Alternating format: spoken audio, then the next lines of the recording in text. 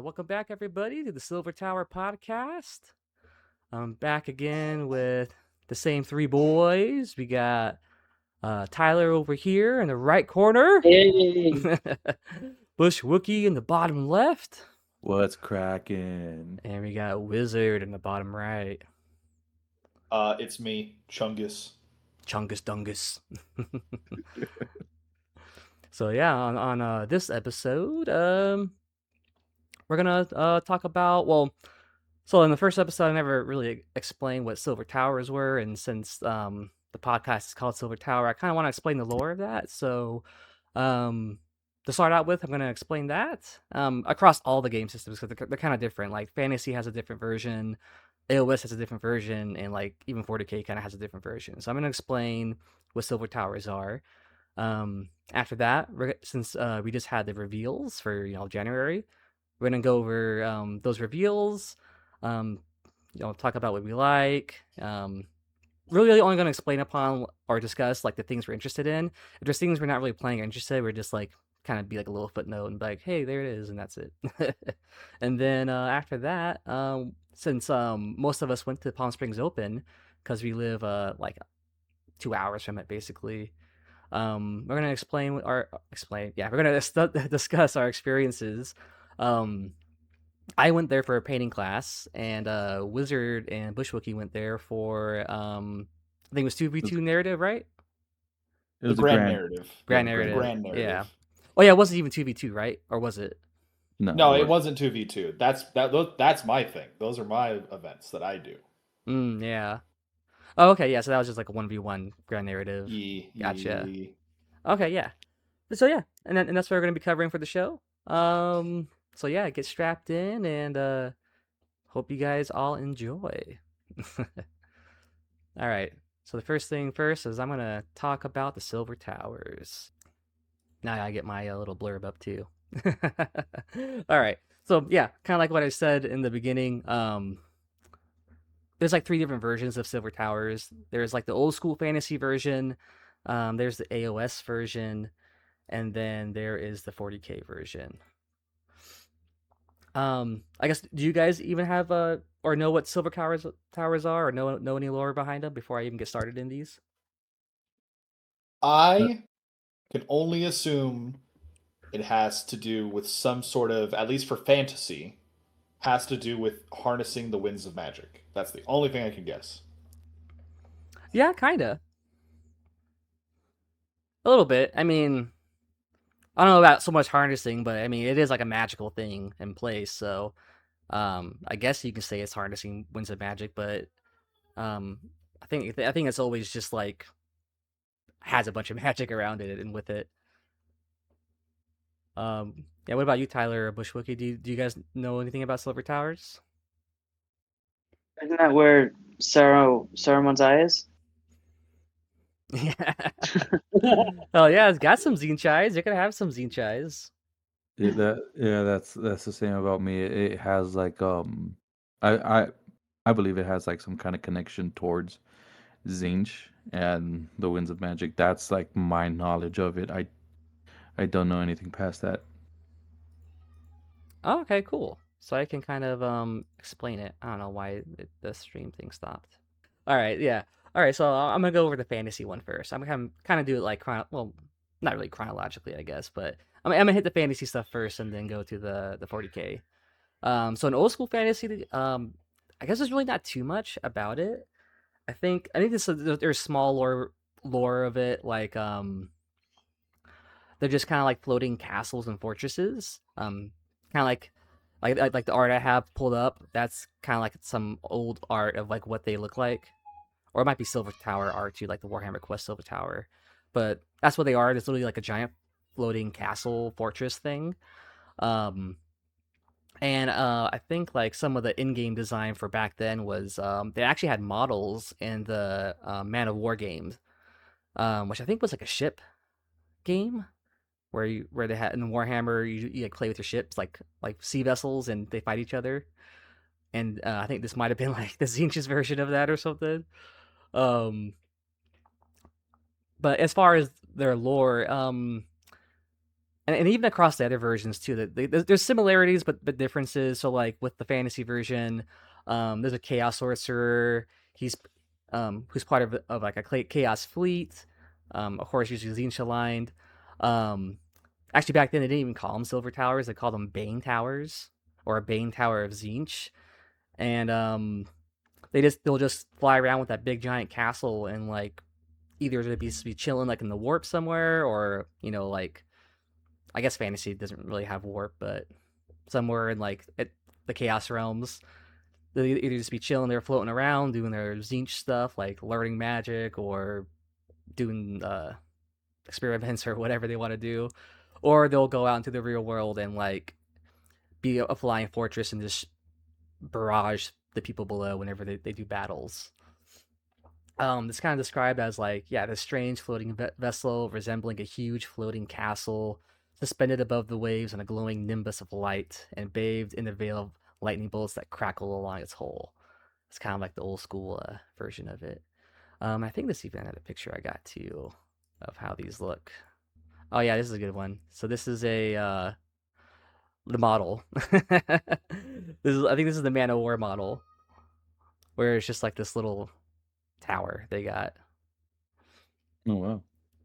That looked so pleasant for harvesting all that whatever energy or how do you say That one looks potential cool. power. Yeah, the first one looked like they make cookies there. Yeah. Hell yeah, some little spawn cookies, little Tzeentchian magical biscuits. I think this is like a Yeah. custom one. This might be a 40k one. Yeah, I think that looks That- like from the Dark Angels kit, like the Yeah, the Dark Angels Bastion. yeah. kit. There's actually some copies of that at our local GS. Oh, you're right. Yeah. I think they took that and they just like kit bashed it, and that's how they made their own like Silver Tower. So that's pretty cool. Some pretty cool model versions of it. And then this is what the inside looks like. I think this art is supposed to be from older fantasy and not AOS. If it is AOS, it might be early days actually. Actually, that could be a Stormcast way down there. So it could be AOS actually. But they're like labyrinths inside. They're like you go inside, it's just so much crazy stuff inside going on. You don't even know what's what. There's no directions. You just kind of wander off and get lost. There's like mazes in there and puzzles.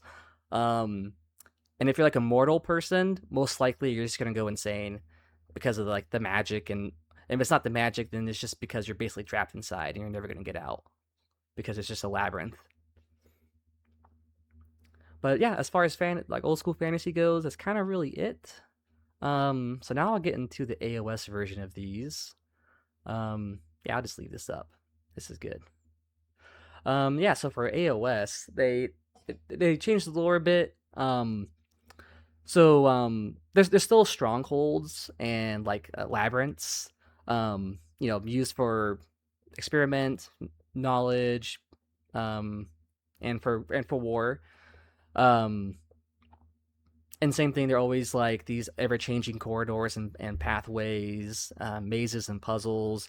I think the big difference with the AOS version now is there's Gaunt Summoners who control these towers, and So now, like I think before in Fantasy and even 40k, it's just kind of like generic wizards who might kind of like manage the towers, but in AOS specifically, it's Gaunt Summoners.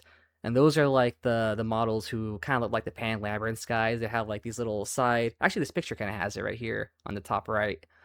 They have like that thing on the side of its head like this. It has eyeballs and then on it, very like Eldritch looking, which is pretty cool. Side question, real quick. Mhm. Is that oh god, I forget his name off the top of my head. He's the name.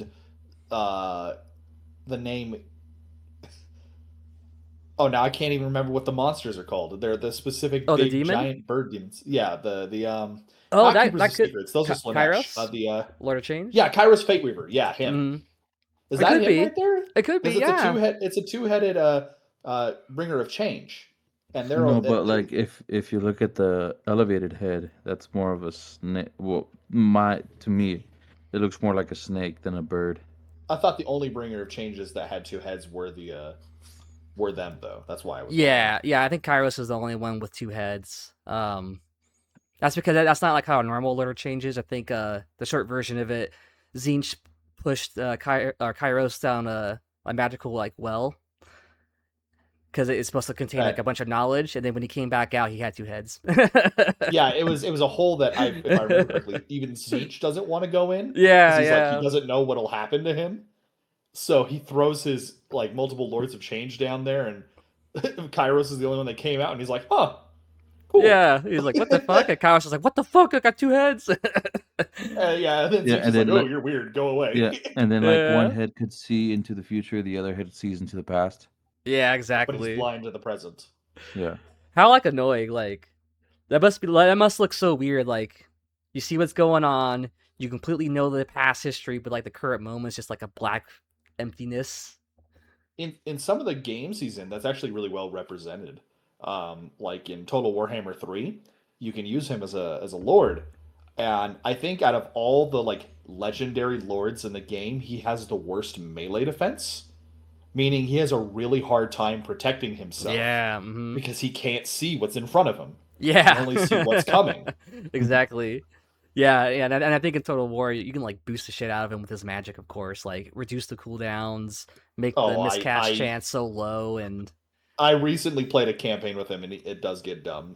I have a clip of it. It's yeah, very you can funny. get crazy. It's cool. Like you just like supercharge the spells, and you just keep blasting them off, and like one little like even the basic like that little like angled like pink fire spell, it'll just like nuke a unit or whoever's in there. the pink fire of Tzeentch, yeah. Yeah, the one that little like 45-degree angled like spread one.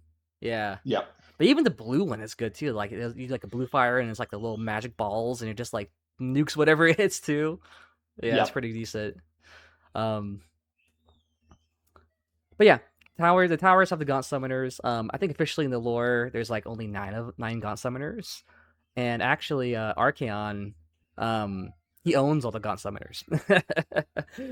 I think like kind of like how the story goes for Archaon getting control over them was he had to like figure out what their name was, and once he figured out their name and like told it to them or something like that, that's how you gain control. And he wanted control of them because typical chaos stuff. He needs more power, he needs control, especially in like AOS, how it's the mortal realms and it's basically like space and different realms of existence, and he needs their silver towers basically, I think, to kind of teleport and move troops around.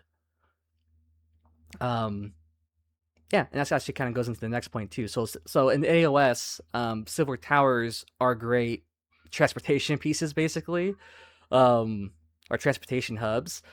So if you don't know, in the AOS and the mortal realms, as they call it, the way you can travel between realms is realm gates. And silver towers, like all of them, are linked to realm gates. So you can like hop in a realm gate and get teleported to a silver tower, or be in the silver tower and like go through a wall or go through like a mirror or whatever, and that'll teleport you back to like some mortal realm somewhere. And I think also goes to Crystal Labyrinth, which I believe is probably just like someplace in like the realm of chaos, maybe. That's probably the Tzeentch area of it. And yeah, so and like I was saying, because of great transportation pieces, usually Archaon and Tzeentch will use them as I guess you could think of it as like their Higgins boats, or not really Higgins boats. They're just their transports basically, right? Like if they're gonna be on the warpath and they're gonna attack somewhere, they're probably gonna stockpile their troops in there. And then while a battle's going on, or they're about to start a battle, they're gonna use a silver tower to teleport all their dudes onto the battlefield. And then when it comes to some lore, there's kind of some fun stuff. So like people will sometimes intentionally seek out these silver towers to try to get like treasures. And there's also like a rumor where if you enter this silver tower and you're able to like solve the puzzles and mazes and get all the way up to the top, you can meet the Gaunt Summoner who's in charge of it. and when you get up to him, he'll grant you like a wish or a boon. But because there's Tzeentch, it's not gonna be a straight up like perfect little genie wish. It's gonna be more like a monkey's paw. So like, uh, if you wish for like, oh, I want to be really strong, it's like okay, but it's like just your legs are strong, or something, or some other dumb thing that he's gonna do to you. So you're not gonna get like the exact version of the wish that you want. I want to be strong. Why, yes, you have a strong odor now. Yeah, exactly. Like, yes, You have a strong odor now. Go hang out with all the Nurgle worshippers, bro. You now smell like shit. There you go. Like, I want to be smart. All right, you're very good at the knowledge of bugs. Oh, that's really fucked up. Like, oh, all right, dude. Okay, sure. Becomes autistic in all other aspects of Yeah, life. yeah, right. I want to be smart. He just turns autistic. I want somebody that's like in a wheelchair comes to him. Oh, I wish I could walk. Granted, has 8 legs now. Yeah, it just turns into a An spider. abomination. Yeah. Yeah, that'd be funny, dude. That'd be good. Yep, that's basically how it's gonna happen. And then actually, it was I think I read the first AOS Gotrek book, and in part of that story, he actually goes into a Silver Tower. I can't remember the exact reason. I think because like in the first book, he's really trying to find Felix. But in AOS he doesn't exist. But like through the whole story, he's just trying to find him. Or they go into the Silver Tower because they're doing like a side quest and they had to go there to grab something. I don't remember what it was, but yeah, in that story he actually goes in there and he goes to the Silver Tower, and it's kind of cool how they explain it a little bit. Like everything's always changing. It's all these different paths.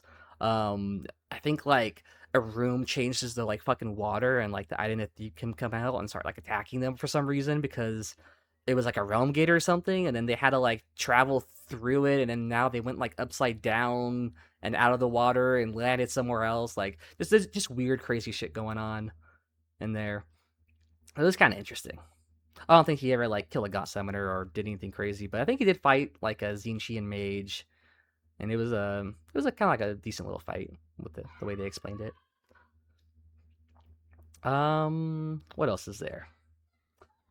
Yeah, so I think as far as the lore side, that's kind of really it for AOS. But there are some kind of cool like in-game stuff, so I'll change to that real quick too. It's kind of fun and goes into like, I don't know what you call it, like tying some lore into like the game, right? So here's a Gaunt Summoner. There we go. This is the foot version. No, sorry, this is the disc version. But the lore ability tie-in stuff's kind of the same. So you can kind of see like you have a deployment phase. You can pick a guy and you put him in your Silver Tower for that Gaunt Summoner, and then for his ability, it's used kind of like this like teleporty deep strike kind of thing. Yeah, if you can see it or read it, it says like in movement phase you can drop your set up your dudes like within 12, but more than 9 from enemies. Or if you're able to like cast off this spell before you do this ability, you can like increase the range of it. The Foot Hero has that one. Let me see. Pop that up real quick. Yeah, there we go. The Foot Hero has that where it's like 18 inches and more than 7 away. So it kind of makes it like a bubbled deep strike kind of thing or teleport. But also kind of the fun thing too is with the disc guy, the disc version, he part of like his like Silver Tower trick also is he can like insta kill a hero. And yeah, and in 4th edition it's a spell now. Before it used to be like some ability, like you just rolled like dice that match their health or something. But yeah, if you get the spell off and like you're in melee combat, this is what it says. Hey, I'll just read the whole thing. It says, I know it is kind of the same. So if the unmodified casting roll exceeds the target's health characteristic, it is automatically destroyed for the rest of the battle, and that unit cannot be picked to be a target of an ability that would allow a replacement unit to be set up. So they're permanently gone, that hero.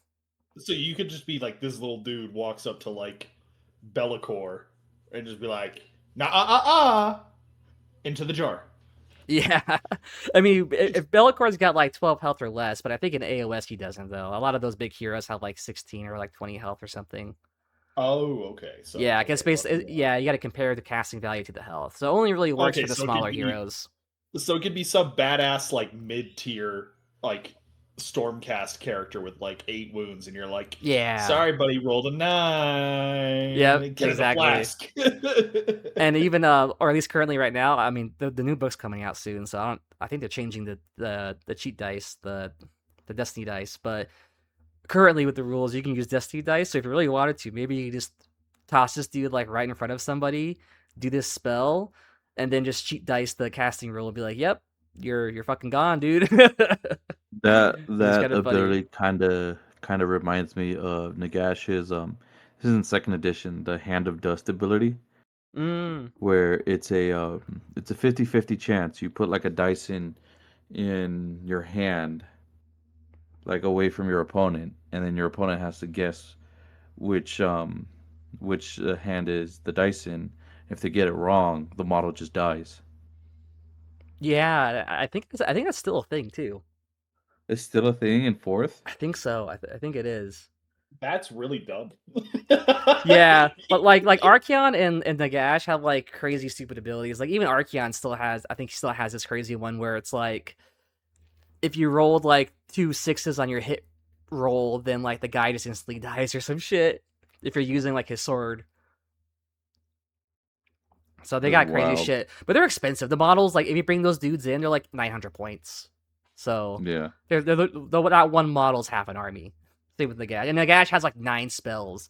And currently in this edition, like the most you're ever gonna get is like 3 spells on a hero. So Nagash having like 9 is crazy. I don't even think you even have enough spells to cast. So you It's don't so many you spells. yeah, no, I'm looking at his data sheet right now. He's Wizard 9 fucking Yeah. spells. See? And like everybody else, like even in Tzeentch, like Kairos only has 3 spells, and he's supposed to be Yeah. like one of the best wizards. And even the lizard men, the what are they called? I don't know, I can't. Seraphon.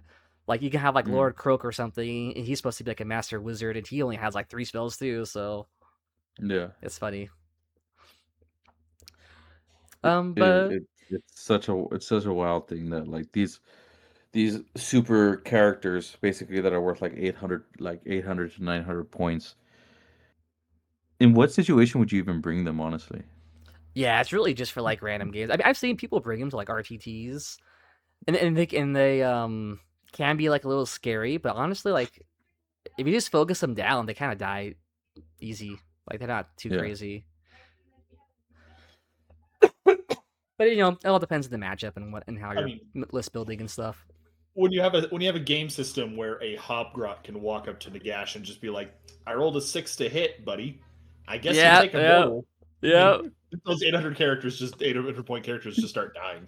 Like, oh, I got 10 Exactly. Hobgrots on you, and they get 3 attacks apiece. If I roll 10 6s, which is not unlikely, you just die, buddy. Sorry. Yeah, sometimes that's a silly thing with AOS. Like, yeah, like you can have a super strong dude, and like, yeah, your shittiest guy can walk up, and if you just get lucky with the hit roll and the rune roll, and the guy fucks up his save, it's like, yeah, you just got hurt by like my little grot. How'd you like that? I would be genuinely upset. Oh yeah. But yeah, as far as in-game stuff for AOS, that's kind of it for Silver Towers. There was a different or a Warhammer Crest version called Silver Tower. I don't know too much about I don't know too much about Warhammer Quest. I think it's just like kind of like that board gamey, um, like dungeon crawler type game, right? I know they just came out the new one, which I think was like Darkwater or something. That one's all like Nurgle based. Um, but yeah, I think like 5 years ago, 6 years ago, whatever, it was Warhammer Quest Silver Tower, and it was just you adventuring through the Silver Tower of Tzeentch and killing dudes and doing quests and whatever. But yeah, for AOS, that's kind of it. Now we'll go to the 40k side, which is definitely a little different, and I think some of the lore I found is might be more old school lore. 'Cause I think what I saw was maybe in older 40k lore, they still were like giant floating fortresses, but I think now there are these like spires that they use to like assault worlds, kind of like in this picture. Um, that might be a different change. It's still pretty cool. it's kind of cool that they got little different versions across the games. I don't know if this was a Silver Tower, but I've been reading the Horus Heresy recently, obviously. I think I mentioned that in the last episode. And one of the books I finished recently, it was Echoes of Eternity. And in that, it's actually Vulcan has to go into the webway and find Magnus the Red because Magnus is harming the Emperor while he's on the throne, and he has to stop him from trying to break the Emperor's concentration on the throne. And in it, there's a tower in the webway, and it is described as "quote unquote" a silver tower. It's just Mm. funny you mentioned that. I don't know if it's the eponymous silver towers you're talking about, but the fact that they called it a silver tower and Magnus the Red is Demon Primarch of Tzeentch, I just thought it Mm. was interesting. Yeah, it probably is, because I mean, I'm assuming even in like 40k lore, Tzeentch probably had these silver towers like the whole time. I Yeah. don't think it's like a Thousand Suns creation in 40k. If It's anything, he gave it to them and they started using it. yeah, yeah. Yeah, because like even in the lore or for the 40k side of the lore, it's a little different. So I think that like the difference in like 40 in like fantasy and AOS, they're just like buildings that these wizards kind of use. But in 40k, the difference is that they're actually like demon engines. So there's like demon Yeah. souls like Or multiple, infused in yeah. it. Yeah, infused in these towers. Um, and that's what's making them alive. And I think they're like sentient too, and they have like their own kind of will a little bit. Um, because that's kind of how they're controlled. Because it sounds like maybe like if a silver tower comes to you or you go to it, whatever, and you're attacking it, if you don't like completely destroy the whole thing, and it can like escape and go off and like just get more people and come back. Like it's not like it's a ship where like you can kill the crew and now the ship's just like doing nothing. If No, you, the ship is still very much active and yeah, alive and thinking. exactly, yeah. So like even if you kill the whole crew, like that thing is just gonna take off and come back again. So you gotta like completely destroy it to get rid of it. But also in the same aspect, I can't even talk. But the same similarities with like fantasy and 40k is I think they're still like fortresses and they're still like labyrinths too. I think on the inside. Um, and still kind of like a little bit of like a beacon of knowledge. I think the main difference between this and 40k's version and the fantasy versions is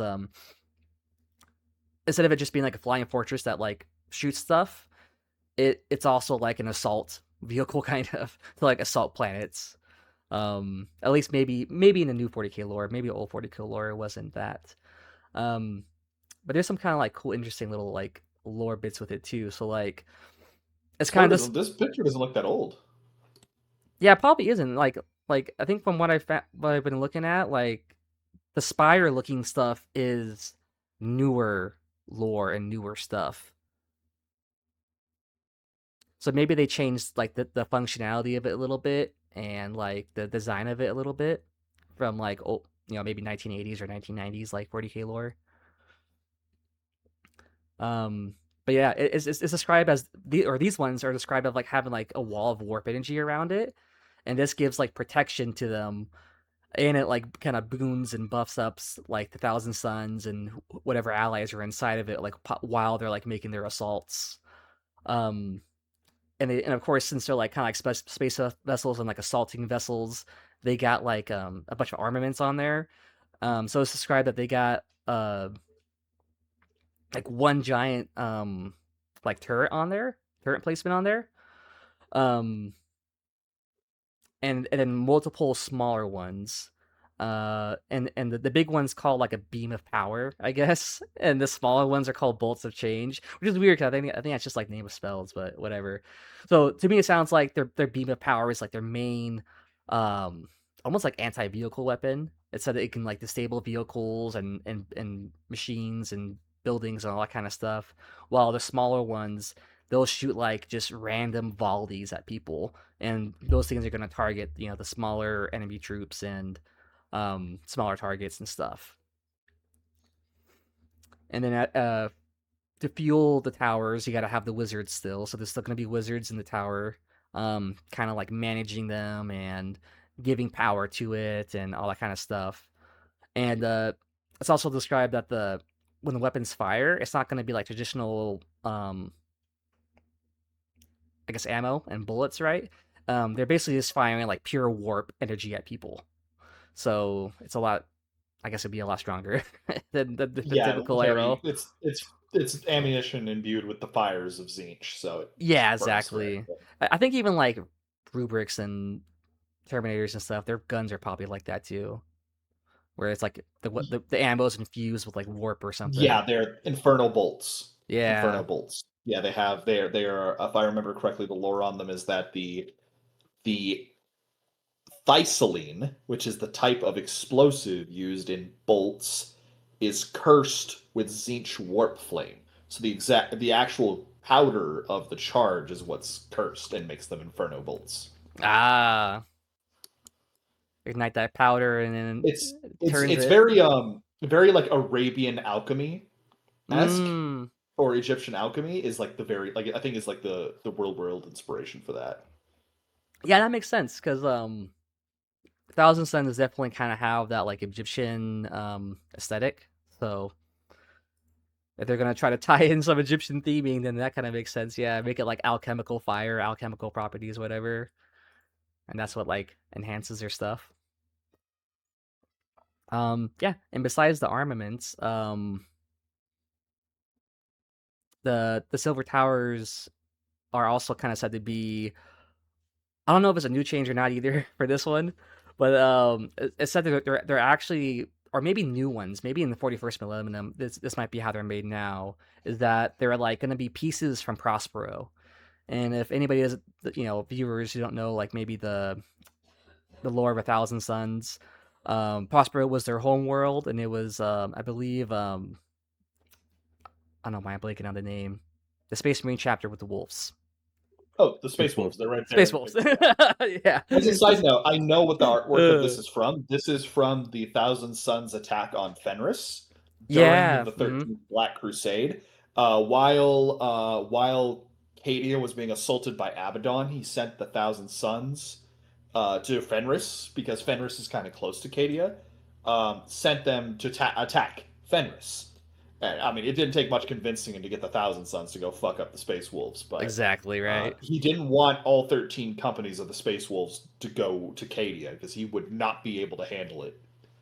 So the K-Suns went and fought them there, and I'm pretty sure that's where Bjorn the Fell-Handed threw Magnus the Red off of a cliff, if I remember correctly. Nice. Even when Magnus is like a big old demon Primarch, he's just like, yeah, get fucked, nerd. Go away. Yeah, he's Bjorn. That's great.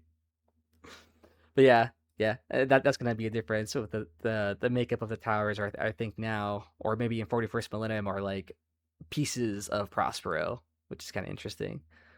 But yeah, for Silver Towers, that's kind of like the only differences from on the 40K side of it, and then that's really it. That's what Silver Towers are. I was kind of hoping I could make it like shorter, but I knew this is gonna take like 20 minutes to like talk about. But that's fine. Yeah, everybody's now educated on Silver Towers. That's where I got the podcast name from. Mainly because it's like I just know a Silver Tower is like a Tzeentchian hub for like knowledge and experiments and stuff. So just seemed fitting. But now we all know what Silver Towers are. All right, so the next thing we're gonna cover is the preview. Mm-hmm. So I'm just gonna share that up on my screen, and let me see at the articles. There was some cool stuff. I guess it depends on what everybody likes, or I guess depends what everybody plays. I'm sure some stuff. Oh yeah, this is gonna be kind of annoying. It might not show every time I'm actually looking on here. That's okay. I did want to talk on basically anything here. Me, obviously, the Custodes part is all me because I'm the Custodes guy. But I do want to talk about the Red Corsairs and the regular Aeldari Corsairs a little bit because they're actually both factions I've loved in the lore for a very long time. But it's like actually just awesome to see their presence on the tabletop now. Like it's almost vindicating seeing them. Like I don't play them, but I've always been like, they're really cool. I wish they got more presence, and suddenly they do. Yeah, they look cool. I like how they're just like pirates. So- And then Bush here can probably talk on the Iron Warriors teaser. And other than that, like I think the AOS thing will probably be your talking point, I'm assuming. yeah. Yeah. Oh, and I wanted to talk about the Maelstrom books. I definitely want to talk on those because I might be buying them. Oh, nice. Yeah. Here, I might just go in order from bottom to top. So let's where is it? Let's check this one out real quick. What are these? This, if you want me to open with this, I can. Yeah. I don't really know what it is. It looks like it's Horus Heresy, but I'm not sure So, exactly.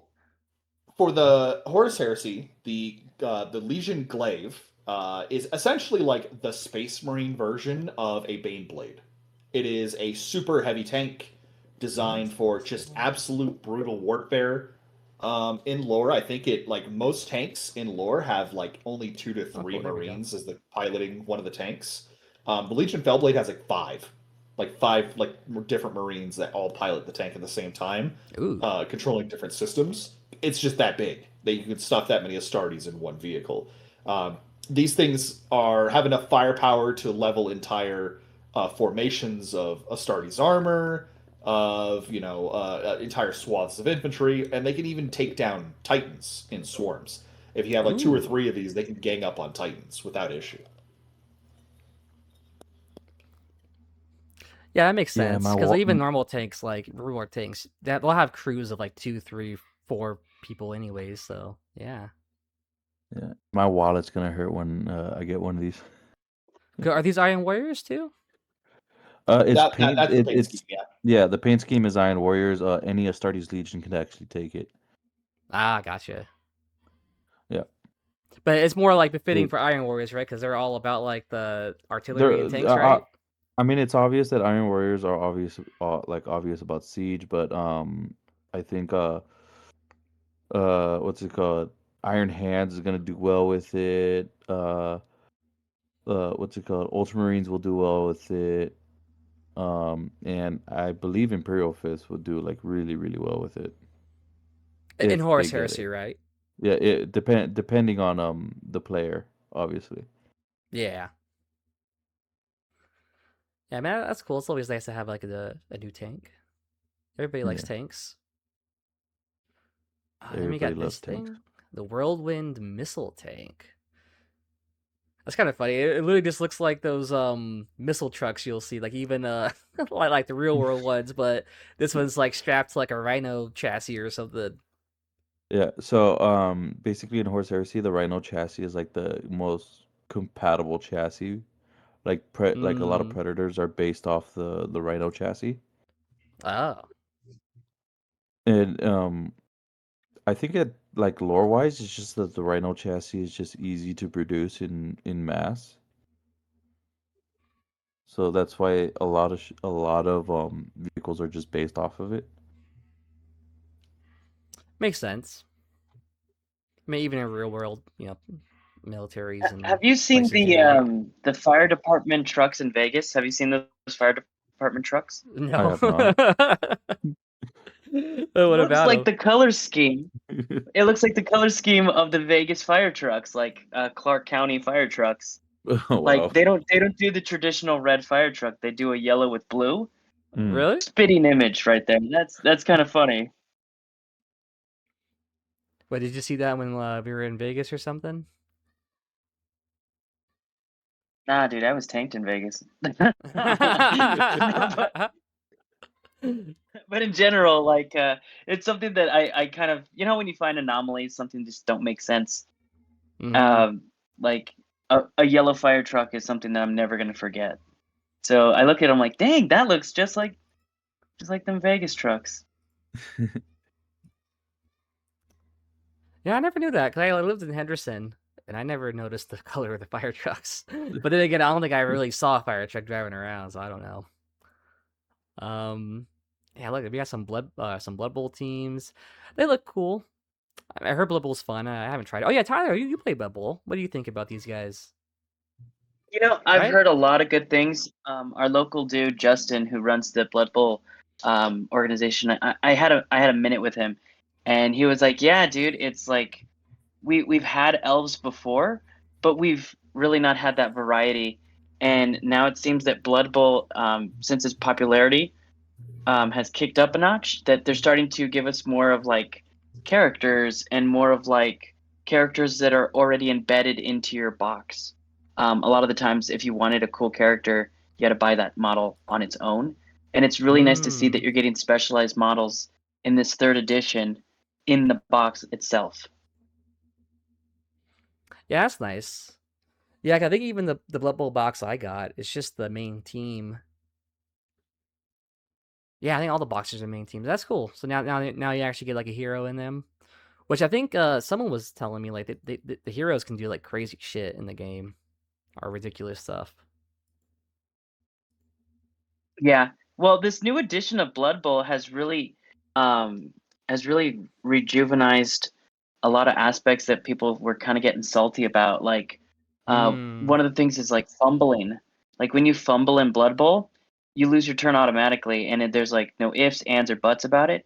In this third edition, when you fumble, you actually have a chance to recover your fumble, whether Oh, that's before your nice. turn ends or to prevent your turn from ending. Makes sense too, because like even in real football, that kind of happens. Like you could fumble and then like catch your ball again. But I Yeah. think most of the Or time, like jump in on real, top of it. yeah. But I think most of the time, even if you do Exactly. fumble and recover your own fumble, like you're still gonna be down that round or turn anyways, or whatever it's called. Yeah, dude. But yeah, this is interesting. Bubble looks cool. I'm sure if I ever play it, I'll get more interested in it, obviously. But it's pretty cool looking. All right, now here's some fun AOS stuff. It's not like a lot of or Tzeentch stuff, AOS Tzeentch stuff. Yeah, it's not Yeah, a lot. it's the new Jukari Archon model. I know it really is, dude. Like this model is it's funny. Everybody's like, "What the fuck is up with this model?"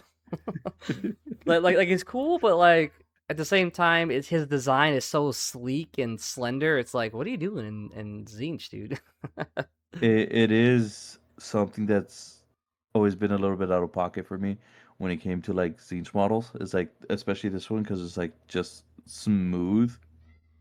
Yeah, like it kind of reminds me of like how the Cursling looks, but like slimmer and like more Mhm. athletic or something. I think he looks super cool.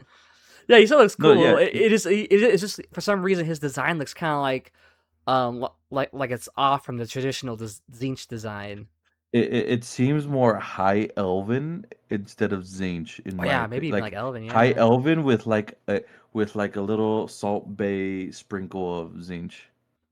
Actually, that wouldn't even be bad if like Tzeentch had like elves in there, because like why not? Elves are always high Uh, magical and One of the shit. funniest things I saw about this is the good old Drukari community. As soon as like a model that has like slightly jagged armor on them comes out, they're like, "Ooh, new Archon!" Without fail. I mean, if I was, if I was still playing Drukari, I would get this model as a new Archon without a doubt. Oh yeah, he's gonna be Add it great to the list of across your 30 all. Archons that you've made. Yeah. I mean, when I was playing fucking Drukari, I was making Archons out of like some leftover what's it called? Vampires I had. Oh nice. Yeah, because Yeah. they're kind of the same. Yeah, they got like the armor and they're kind of like slender and yeah.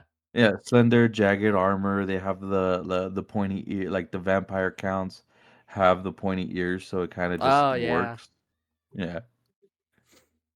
Actually, I think there was an older model called Fatemaster, but it was like Fatemaster on disc, and it was a really old model. Like I think you could find it in the Legends for on AOS right now for Tzeentch.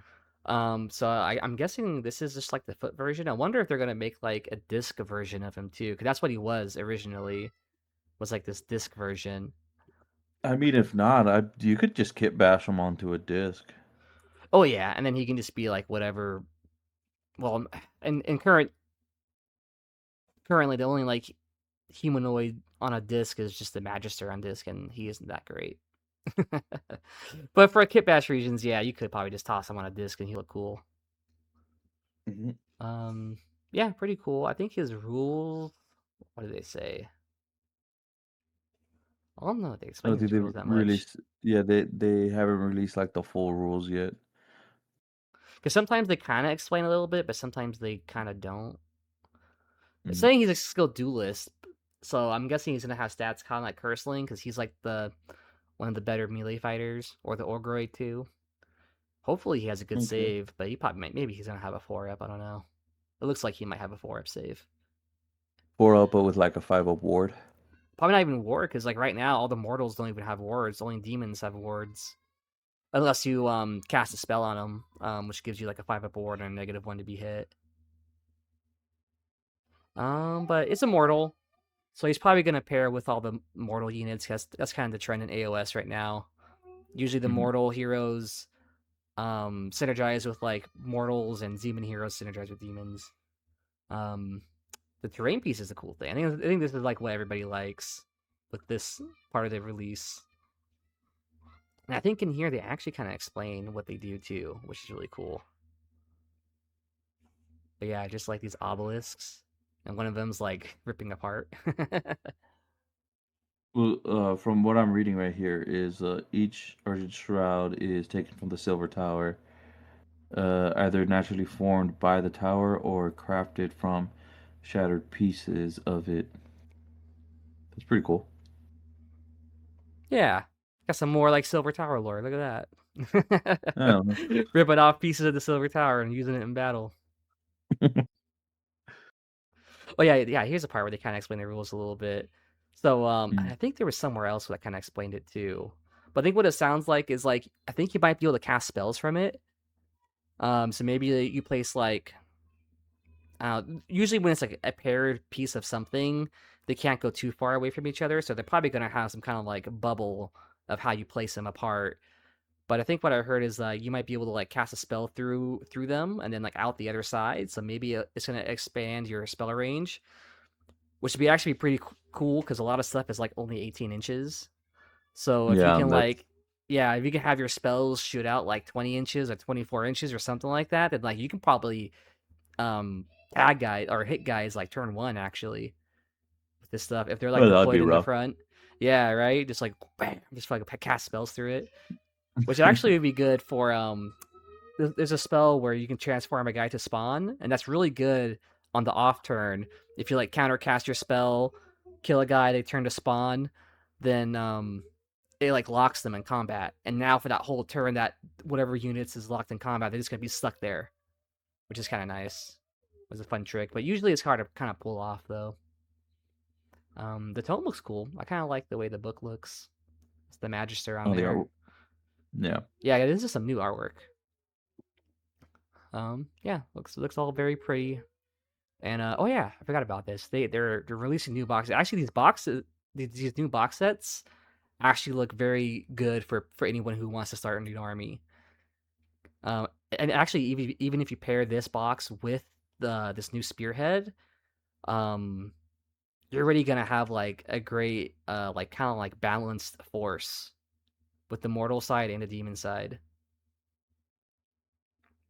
So like even with this battle force box, you could get 2 of these, and then you're gonna have like Mm. 1,000 something points of demons.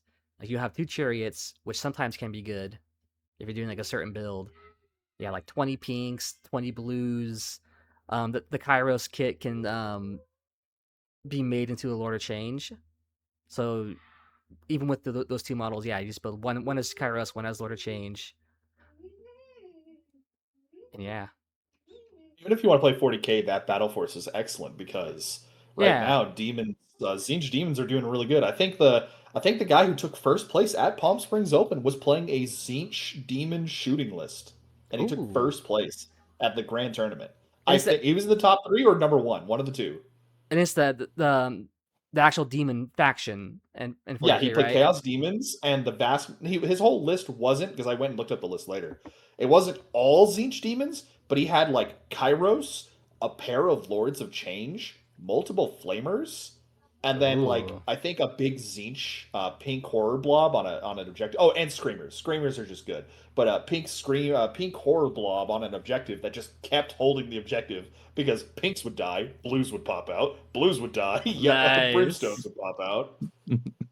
Hell yeah, fucking And then Uh, classic and then he had other bubblegum tar demons. He pit. still had other demons, but their shooting is so nasty now. yeah. Ooh. Oh no, I just hate pink horrors, honestly. I mean, but still in 40k, like if you're able to get like 10 wounds or more on them, then they're not gonna pop into blues. But I guess No, that's but kind of like, harder than what it is, though, huh? unless you like absolutely, in my experience, unless you hyper focus an entire like everything on pink horrors, then you're gonna get some blues in there no matter what. Yeah, because even then, like I think with the way the mechanic is, the only way you can fully take out the pinks is like one attack sequence from like one unit has to do the job, basically, right? Obviously, Yeah. like if one attack sequence goes through and you only do 6 wounds, then the blues are gonna pop from that, and then now you just got more dudes, and it just makes it harder.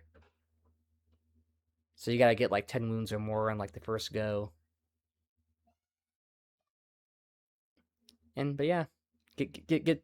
So if anybody wants to start Tzeentch, get 2 boxes of the Battle Force, get 2 of the Spearhead, and now you got probably like 2,000 something points of a solid Tzeentch list. This Regiment Renown one's kind of dumb. I don't think it looks good. Just knowing what these units do, especially because like you usually can't share keywords and abilities across factions. Because this is kind of like their mercenary system, the Regiments of Renown. So like any other Chaos faction will be able to bring these guys in as like allies, I guess you could say. But like Screamers are just like objective pieces. The Magister on disc is kind of whatever, and I think his only real utility is to pair him with like the Zangors on disc who have spears. And then the Gun Summoner is good for teleporting guys, but I don't know how you're gonna do that because you probably gotta have the Tzeentch keyword to do it. So yeah, I don't know. I don't know how someone's really gonna make use out of this regiment right now, but whatever. Um, yeah, then we just got some Luminous stuff. I don't really know much about how these guys are gonna work, but they look cool. Luminous always kind of has like a cool little theme. They kind of got like this weird like Greek design to them. I feel like Lumineth models, like their leaders, would make really good Phoenix Lords. Oh yeah, yeah. Actually, some of their models you probably could like use for old world still. Like even with this Battle Force box, like those could probably the 2-handed guys in that back left Mm-hmm. corner could probably be like war dancers or something. Of course, archers can be archers. Even the shield and spear guys can be just infantry with shields and spears. Yeah, you can convert like a lot of this stuff to just be old world. The only thing that probably wouldn't really work is maybe the cavalry. I don't know. I mean, well, I guess it could work, but it definitely ain't gonna. I mean, I think in the old world they just use like horses. They don't have this I, I crazy animal. I typically like elves in any kind of like fantasy-esque thing, right? That's just kind of my vibe. I've never really liked the Lumineth models. I think they're way too busy. They're so Yeah, they busy. are. Like even There's just too much going on. even like I think I thought about like painting or I thought about what it would be like to paint them and seeing like all the details and trims and everything. I'm like, oh, these guys are probably a pain in the ass to Like paint. those are the battle line for your army for that army, and they look like they Yeah, have almost as many details as a custodian model right now. And I'm like, I'm good. yeah. It's like chaos with all the trims and extra fucking doodads and shit Yeah, hanging fuck off. that. Yeah, fuck all that trim. And even these guys got a weird regiment of renown too. I don't know. This one looks dumb. It's like it's just It's a mage. it's one dude and like 3 spells. Yeah. I mean, maybe it's okay if you're like running a list or running an army that doesn't have like good spells or a lot of spells or something, but Mm. I feel like there's better options than that. Because there's actually like an I like it. older Tzeentch one like this too, where it's like the Foot Magister and like 10 pinks and 3 of the Tzeentch endless spells. But it's just kind of like whatever. Like there's not, at least competitively, I guess it's not going to be good reasons to bring it. Maybe narratively, sure, whatever. Bring whatever you want, but all right. Well, that's the AOS stuff. Oh yeah, this is cool. They got they're just showing their new little Warhammer movie, or I guess TV Yeah, show. the new yeah. So it's the new update to Sororita show Penitence.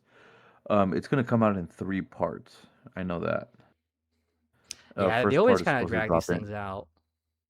Yeah, I know the first part is supposed to drop in February, which does get me. It is exciting because I did go to PSO with my Sisters of Battle. Yeah. Yeah, and playing them there was just fun. But that'll be like later in the video that we'll get into. Not PSO, Warhammer Open. Those are two separate Oh, events. Trust oh, me, because that Warhammer. will confuse people. That will confuse people. Really? So Oh, okay. So it's actually Warhammer Open Palm Springs is like the official It's name of it, Warhammer huh? Open Palm Springs, and then there's Mm. Palm Springs Open. They're actually completely ran by two completely different entities. Oh yeah, because No, that's I would probably just like to Frontline Gaming, say, huh? Yeah, I'm- that's actually Green Banner Events that did Oh, Green PSO. Banner. Oh, okay. I'm so very confused right now. It's no, okay, but little boy. when I took my sisters to Warhammer Open in Palm Springs, but we'll get into that later in the podcast. Yeah, yeah. This show looks cool. The animation looks good. Having a story about Sisters of Battle would be cool, or one just focusing on them. I think a lot of the Warhammer Plus shows are cool, but I also think they just needed to put a little bit more into each show, and they'd be a lot better. They're usually way too short, or there's just not enough like consistency. And when I say consistency, it's not that like they're like bad in quality every so often. More of just like more actual like gumption to the show, you know?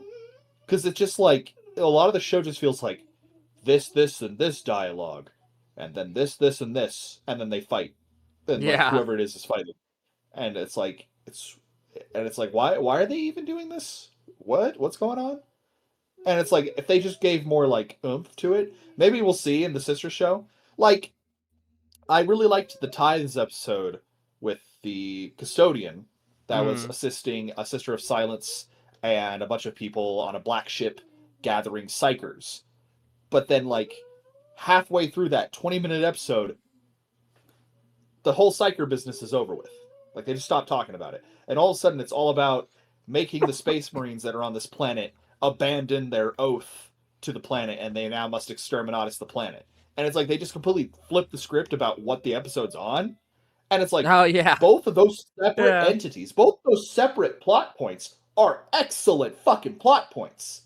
And the dialogue in them, and the animation, and the lighting, and everything is great. But it's like, why didn't you just make this 20-minute episodes, part 1 and part 2 of this? You could have made the first part about the tithe, and the second part about the exterminatus and the aftermath of that. right. They could have even had a second scene where, like, I mean, I don't know, or like, because they had like a couple snapshots at the end of that episode where like the Space Marines are still fighting or something. I think at some point they could have just expanded longer on that. Yeah, I don't know. I kind of like that, to be honest, because you have that in 2 different episodes. You do have that with the Custodes and the issue of the Space Marines, but you also have that with the Guard when they're getting attacked by the orcs. Yeah, Because and it's all in of the a same sudden, fucking episode.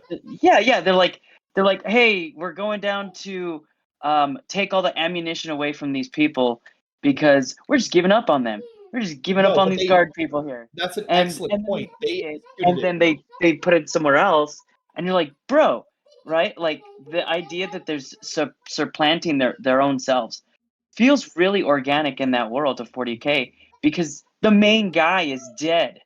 Like the main guy is sitting on the throne, he's a corpse, and of course there's gonna be misunderstandings and chaos because the head honcho is there, not there.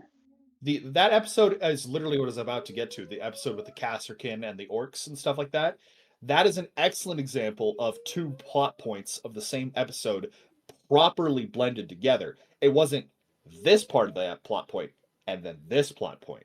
It was 2 plot points going simultaneously at the same time. Like, that was a well-executed episode. The one with the custodians and the black ships was not. That wasn't a good episode. The fights were cool. Don't get me wrong, the fight was awesome. Watching a custodian body some Tyranids was sick. It wasn't a good episode, though. Yeah, the story just fell didn't make flat. The Yeah. plot point that was just this weird, immediately different plot point. And then right after they're done talking to the Space Marines, the custodian's like, I've always hated Space Marines. It's their kind is the reason why the galaxy burns. And like, you could have just done a whole episode on the contempt of the Custodes towards the Space Marines. But instead, you made it this like last 8-minute section of a 20-minute episode, and it just feels jank. Yeah, the fact that like I don't even remember what that Tides show is about kind of shows like how weak the story is. Cause I really don't. All I remember is that they just wanted to grab psychers, and like that's all I remember. I don't even remember how it finishes. Like, the multiple parts of the Tides were all about like the different tithes that the Imperium inflicts upon its subjects. That's what it was. Yeah, it was like a the tithe of psychers, story thing. The tithe of ammo, stuff like that. Yeah, wasn't there one where they were like in the Necron chamber, like running out or something like that? It was a salamander. The tithe of gene seed. The tithe of gene seed. That's another type of tithe.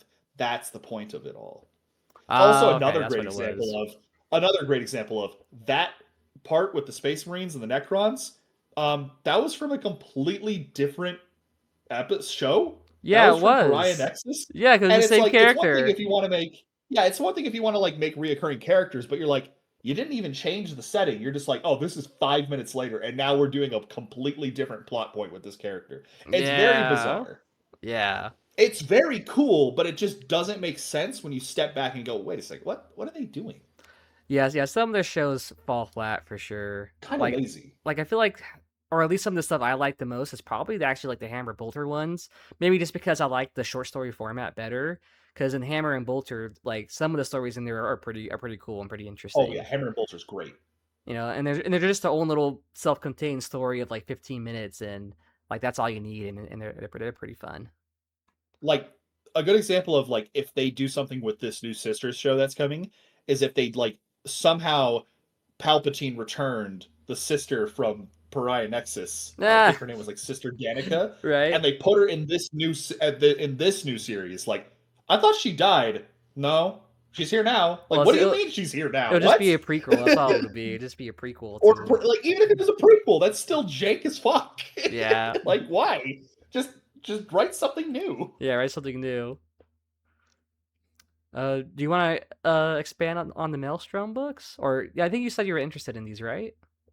Yes, I didn't want to. I'm not going to stick too long to it because there isn't that much to say yet because we don't know enough yet. However, I will base on it's in this like article. It does talk about some of them. So obviously, you have the actual book, which is Lair of Tyrants. It's going to talk about like what Huron Blackheart has been up to since the Bad Ab War. It's going to talk about Uriel Ventress, obviously, and what he's been up to since the devastation of the Yandin. And then the Raid and Ruin book, I think, are going to be the missions, like the different, like, unique crusade style narrative missions that you can play. Yeah, that's what it looked and like.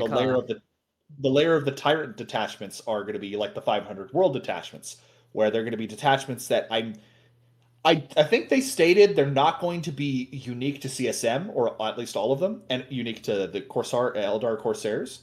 But at least one of each of those detachments will be locked to that sub-faction. Like, there will be a Corsair detachment, and there will be a Red Corsair detachment. And then the other two of each of those three will be able to be used by the super faction as a whole. So CSM can use, any CSM faction can use the other two, and any Eldar can use the other two, if that makes sense. Yeah, they're kind of like allowing the Corsairs to kind of be split up upon different kind of like how in 500 Worlds right now, Reclamation Task Force is like unique to Ultramarines, and you must bring Titus. And then there is the Cursed Legion, which is unique to what's called Annihilation, or like or just Destroyer cults. It's unique to Destroyer cult models. Everything is based around the Destroyer cult models for that specific detachment. Like, that is the detachment for that guy, the Necrosaur guy. So there's that. The thing I'm very interested in, and I hope this is them in a way of playtesting, and they might, and if it's well received, will hopefully make it permanent. Crucible of Champions is looking like the best content they're going to put out in 10th edition, because what Crucible of Champions is going to allow you to do, and it says it later on in this article, is you're going to be able to make completely unique character models, and it's going to encourage you to kit bash. Like they mentioned, like a Dark Angels librarian on bikes. What's it called?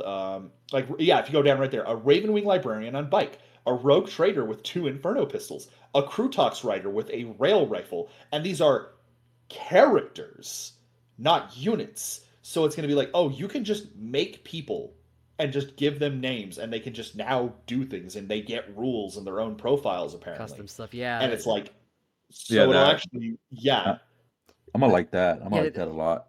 This must be for like narrative stuff too, huh? Like it's probably going to be the narrative section of 40K. This will not reach competitive gameplay at all. Yeah. Because there's no way to balance it properly like that. Yeah. But I want to buy the 500. I want to buy the Maelstrom books. Unfortunately, I think all the Maelstrom books are coming out as a package, like the 500 Worlds. I was just at our local GS today, or yesterday, and at the 500 Worlds package is 4 books, and they come in the same package. You can't buy them separately.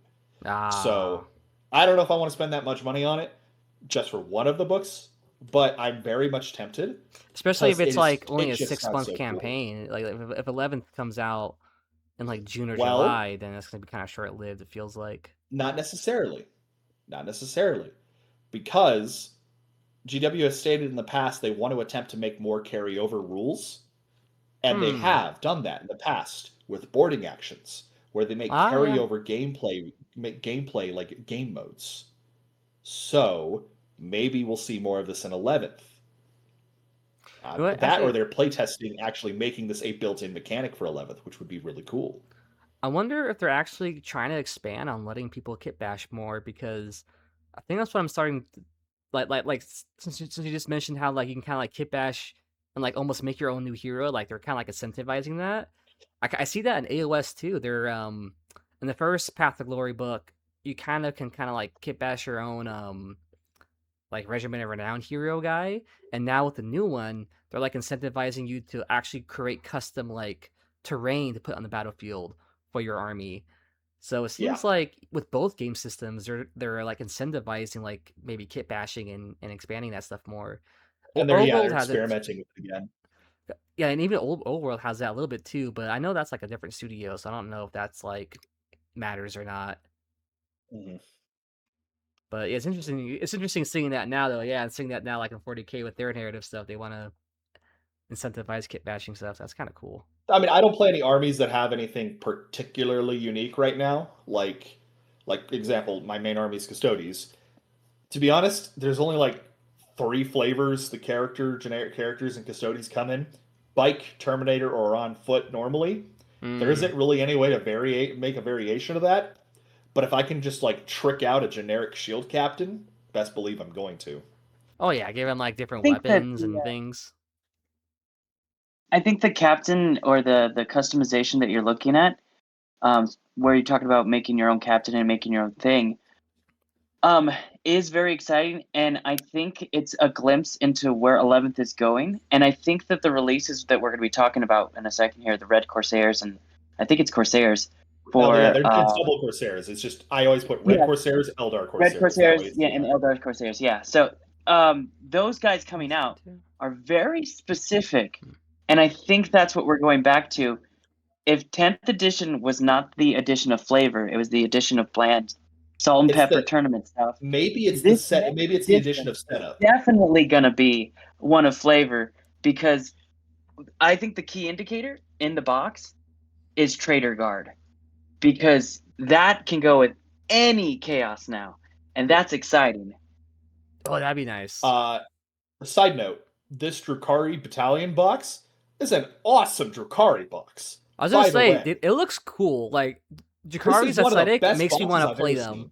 I heard they're hard as fuck to play, but they look badass. Because, like, almost everything there you will use at some point. The Succubus, whatever. But that's like a $29 model. Who cares? You will always have Venoms. You always need Venoms. Venoms are always good. Are those the bikes or the little Green Goblin the flyers? The boats. The boats. The boats. Oh, the boats. Okay. The Hellions, the guy on the Green Goblin boards, are actually pretty good right now.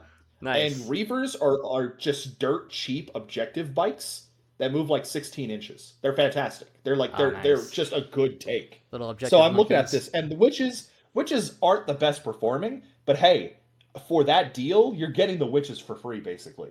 And I'm just like looking at this box. I'm like, wow, this is an awesome box. And then that Voton box is terrible. It is so bad. Counterpoint to your to the witches, the fact that they're like, I haven't seen their new codex. They're all, okay, but if they still have that 4-up invul in melee, it just okay. Then they're still wondrous. They're better than they were in Index because you can actually take some heavy weapons and stuff with them, quote unquote heavy weapons. They're just like a couple damage 2 weapons, I think, on 3 of them. Yeah. And then an agonizer on the main like witch leader. So you can take some power weapons, and they're still witches. Like they'll do something. They're not terrible. No, yeah, because when I was using them in Index when I had them, they went toe to toe with a Norn emissary for 3 rounds. The 4-up invul, yeah. Yeah, 4-up invul in melee, and if you want to leave, hey, you gotta do a desperate escape test. At a -1. Yeah, because fuck you, that's why. Yeah, that was just a side note. That's an excellent box. Yeah, but it looks good. This box here is just that's a wonderful box. That is an excellent box. Yeah, I don't know how. I mean, well, I guess you just explained kind of how good they are in game, but even just for like a model standpoint and the variety, it looks nice all too. awesome looking models. Yeah. Like game wise, it's a very glass cannon army. That if you wanted to like in terms of competitive terms, that is a B+ box. Like it'll work. It'll work. Good little it's not starter the best, point. It'll work. Yeah. Yeah, you still need incubi, you still need Cabalites, Reavers, obviously Archons, boats, fucking all types of boats. Taloses are like your basic like melee front line. But overall they do perform well. If they're piloted really, really well, then you could really keep the pressure on. Yeah, I think that's what I heard about how they play. Yeah. And the Votan box is just whatever. if they replace something with those fucking pioneers, it would be a good box. Is that the big dudes with the guns? No, it's the bikes in the back. Oh, those like weird little hovercraft looking things. Yeah, if they replace those with something else, it would be a decent box. I mean, people always want the bikes. The bikes are good. It's just that how much they're going to charge for this box compared to how many points is in that box is almost nothing. Like you're losing money straight up. Yeah. Oh, what the hell? Why does my computer do that? The what is it? We just went. That's pretty much it for this section, though. If you wanted to move on, I wanted to look at this guy real quick. This guy looks like I think I've seen pictures online too, where they're like, "Oh, it's a fucking Dune, fucking space guild here." This fucking model. He's got like this orange tint, and yeah, that's the way he looks. So it looks like he's fucking from Dune or something. It's funny. If there's ever like a Dune fucking war game. Oh yeah, you might like I gotta click into here. Yeah, you might like the Ossiarch Bonereapers Bushwookie, huh? No, yeah. When I saw this release, I was actually thinking getting back into AOS just because like the not even for like the war chariots. The war chariots are nice. Don't get me wrong, but I was looking at more like the range units. The range units look interesting. Yeah, I think unfortunately, like in AOS, chariots kind of suck dick. Like, I don't know what they're trying to do with them. Like, if they're trying to make him like a good, strong piece that charges in, or an objective thing. But like, no matter what, like, every faction's chariot just is like underwhelming. Yeah, but the fact that we have a Liege Mortek on foot, because like a pretty much a bonk unit on foot is actually wondrous, because um we didn't really have that outside of like special characters that came with its own retinue, and any other foot unit is a caster. Ah, yeah, So yeah. having like a model like a model that could do damage on foot is actually like really good, and I'm hoping it's gonna synergize well with Mortek guard. So and from what I remember from the live where they released them, is if you have the archer unit like within 12 inches of this guy could charge in, attack, the archer unit can shoot while he's in melee with that unit, Oh, so it like kind of gets right them after. like when they're in combat. You're saying Yes, while like he's in combat. that's pretty sick. Yeah, so it does make it like better. So you could throw him into like a small brick of chaff, and then just have the archer units just picking off that chaff unit while this guy's just bonking everyone. Yeah, it makes sense. Like I think, yeah, the way he is, and even reading some of the little details, like saying how he's gonna command the soldiers and more soldiers. Yeah, he's probably gonna have some kind of synergy with uh the foot troops, I guess, the infantry part. Mm, yeah, The model looks pretty cool too. It looks like they got different variations of building them. You can get like an yeah, axe or the different helmets too, like an axe, or yeah, helmetless. axe, helmet, spear. It's kind of cool. Yeah, Nice little variety. I am. Oh yeah, here's the I'm build guys. excited for these guys Yeah, the because archers. yeah, because I know that Bellflame. Once you shoot a enemy unit with it, kind of gives them a debuff in a way, if Yeah, I remember yeah. correctly. Yeah, I might say right here. I think that's Da-da-da-da. what it is. I'm Like putting like it. like if they shoot everything into them, you place that as a token, that brazier, and then that's gonna be like some kind of debuff or something. Yeah, which I'm actually like I do want to get these guys because these guys just look cool in general, and Yeah, they it, look it cool gives a too. little bit it gives a little bit more variety instead of like using just like the more tech crawlers as like your main range piece. You have you have like a unit of these guys because I believe Mortek crawlers are like 260 points. Yeah, it's just like artillery. Yeah. Yeah, and it's an artillery piece. Yeah, as you said, it's an artillery piece. Having some just basic archer, like a basic archer unit, just helps over over time. Yeah, I think that's nice too. It helps kind of like probably balance the roster out a bit. You can have some normal, yeah, ranged archer type units and not just rely on the one big artillery piece basically, or like spells or something. Yeah. Yeah, which is nice. Yeah, yeah, it looks like I Oh, always and then, kind of like the design of Ossiarch because they got like this weird like samurai mixed with like Roman legionary kind of art style, mhm. which is pretty cool. I do like that. I do like that. They only have one eye. Yeah, no, right? It's kind of funny. Or actually, I think they technically got two. Look, I think there's one on his forehead. No, no, no. The whole like the entire right side is covered, so it's just literally one eye. If you find like a front view of the archers, Because even with yeah, it's these just like ones, one eye. yeah, I think that forehead is an eye. Oh, you You can't see think it. that? There we go. Yeah, I think that on the forehead it looks like an eyeball. I mean, we're gonna have to wait till I'm gonna have to wait till the model's in my hand. Yeah, but still, yeah, intentionally they're like literally just making like the left side just be covered up, which is kind of funny. Yeah. Um, I mean, I get it, but I think actually like realistically, when it comes to shooting bows, I don't think you even have to do that. But You don't have to close your eye, yeah, you don't have to close your eye when you're shooting a bow. But it's kind of funny that he did it because like with guns, like it's easier. It makes it easier to look down sights on a gun. But with bows, like there's no sights. You just kind of like um, you kind of like just feel it out, I guess, or you Yeah, you use like kind your of hand or something to like yeah, it's like do it. it's muscle memory. You still do aim, but it's like different from a Yeah, it's way rifle. different. Yeah, yeah, it's not the same as like using guns and using sights and stuff. Yeah.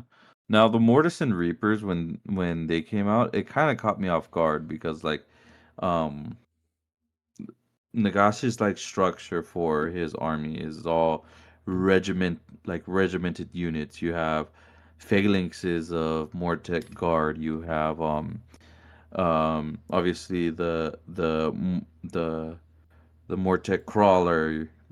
Just it's very kind of like Romanesque fighting, like Rome tactics and fighting. Yeah, You know.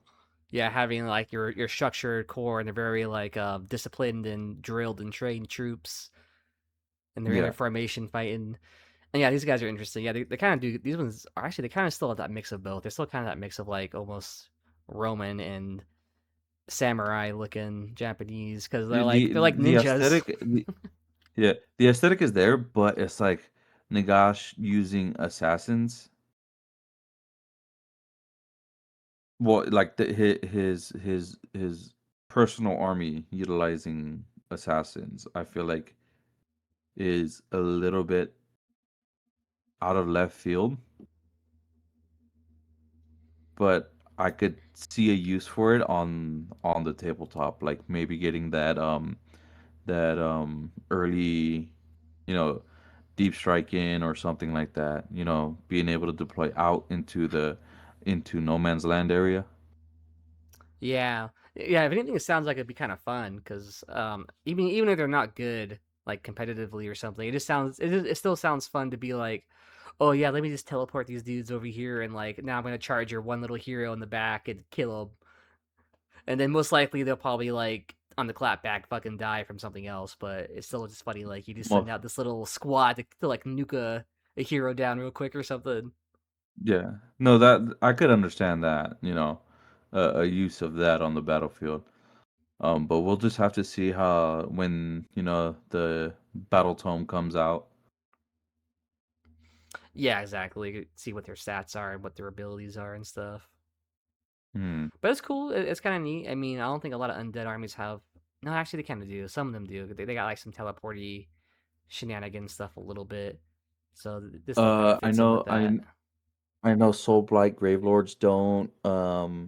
Well, they do What's it with called? I think they're called Vargeist, like those big like monster bat looking things, and they're usually a three Oh, the man Vargas. unit. Yeah, those or maybe it's a new rule for fourth edition, but I know they have like it's kind of like this uppy downy mechanic thing where they can like Hmm. kind of deep strike anywhere, but like I think there's just certain requirements to it, but they can like just yeah pop on, pop off like anywhere basically. Okay. And I know Flesh Eater Quartz kind of have some. It's not really much of a teleporty thing, but I know like when they bring guys back, they can bring him in from like anywhere almost. Like I think Flesh Eaters has a lot of recursion, and they're able. It's like, oh, you kill this one unit, well now they're gonna come in on your side of the board from the back line, but like they can only come in from like 6 inches from like the board edge or something like that. So it's not like a Okay. teleport thing, but that's still decent movement where you can get around the battlefield a little bit and grab stuff. Okay. Yeah, a couple of them Yeah. have stuff. Yeah, book looks decent. Book. I do like the look of the book with the Liege on it. Now this Battle Force box. This is a fucking great Battle Force box. Getting two Morgas Harbingers and Morgas Adachis. Both being able to deep strike. You get Archon the Black, again second greatest caster in the Ossiarch Bonereaper lineup. and then 2 10-man Mortek guard. And then, fuck, what was that little dude in the back called? I'm gonna look him up right now. Yeah, what is he? Oh, maybe it's a Soul Mason. Yeah, I believe it's a Soul Mason. Let me just double check that. Yeah, I think so. Yeah, because Uh, the little description saying, Arcane the yeah, Black, Soul Mason, 4 Morghast, and 20 Mortek Guard. yeah. This is an awesome Battle Force box. In all honesty, getting this box alone, I think is like maybe like 1,500 or like 1,100 to 1,200 points. Oh, probably because Archon, huh? Yeah, Archon the Black, he's 390 points himself. And then a Soul Mason is 150 points. That's already over 500 points. Yeah, and the Morghast are And probably like then 200 or something. Morgoth, I'll tell you, Morgoth Adachi, so the Halberg guys are 260. Oh shit, And yeah, sweet. then the Harbingers are 250. And they're just And 2-man then units, huh? they're 2-man units. And I believe you could reinforce them for a 4-man. Yeah, you could reinforce them Yeah. for a 4-man. So, but honestly, 2-mans are enough. Yeah, I know those guys hit hard as shit. They're very strong. Yeah. And then the 2 Mortek guard, those are 180 or 160 points each. Yeah, that's not bad. That's like a decent They're little decent little they're amount of models. 110. So getting all that, and then that's just a wonderful box on itself. Yeah, this And also then looks like it'll be a good little starter force too. it would be Yeah. an excellent starter force. Got a good little. You got your front line. You got some nice, strong hero wizards, and you got some fucking hammers with those Morghosts. Mhm. And then in all honesty, this spearhead box is good too if you're looking to just bundle this up with the Battle Force box. Because 2 5-man Cavalos Death Riders, and then you have your Liege Cavalos, and then the Liege Cavalos. That's just a wonderful combo right there. I didn't even notice when I first saw it, but yeah, it looks like they're putting the Warcry warband Yeah, in they are here putting too. That's funny. they are putting the Warcry warband. Yeah, I think that's what they're doing with some of these spearheads. They're just tossing in the Warcry models. Like, all right, here you go. Yeah, Let's fluff this one up a little bit. And they got the Regiment of and Renown. Yeah. yeah, I mean it is a good box. I prefer the other Regiment of Renown. Which one was it? Oh, their older one. Yeah, I don't even know The what the other one is. Yeah, the other one was it was a good one too. Actually, this is a decent little Uh, spread too. Like, if you wanted to get into this army, getting probably just one of each box would be like a solid core. yeah. So like, I know there was a regiment with Renown with 2 of the big shield guys and a leader. That regiment of Renown box is a good box, and then getting like the Cavalos Death Rider box and the Battle Force box, and then you have like well over 2,000 points there. Yeah, exactly. Yeah, getting all these boxes would be like a great starter point. And yeah, maybe the Regiment Renown would be decent in another Death army, but I got no idea because I don't play Death. All right, we It's got. okay. You won't be judged. Oh, what is this? Oh yeah, New Year or Prince Uriel? Oh, this is the Eldar Corsairs because they got their own pirates too. Yes. So we have Mr. Yu-Gi-Oh! Dual Disc himself right here. Oh Very, yeah. very cool. He's always been not like one of the titular characters necessarily of the Eldar, but he's kind of like the Caiaphas Cain of the Eldar characters. Not as silly as Mm. Caiaphas Cain, but more like he just gets up to shit. Very cool. I love how they're talking about Corsairs now, because the Corsair culture is, and I say culture, is probably the most flavored of all the Eldar subfactions.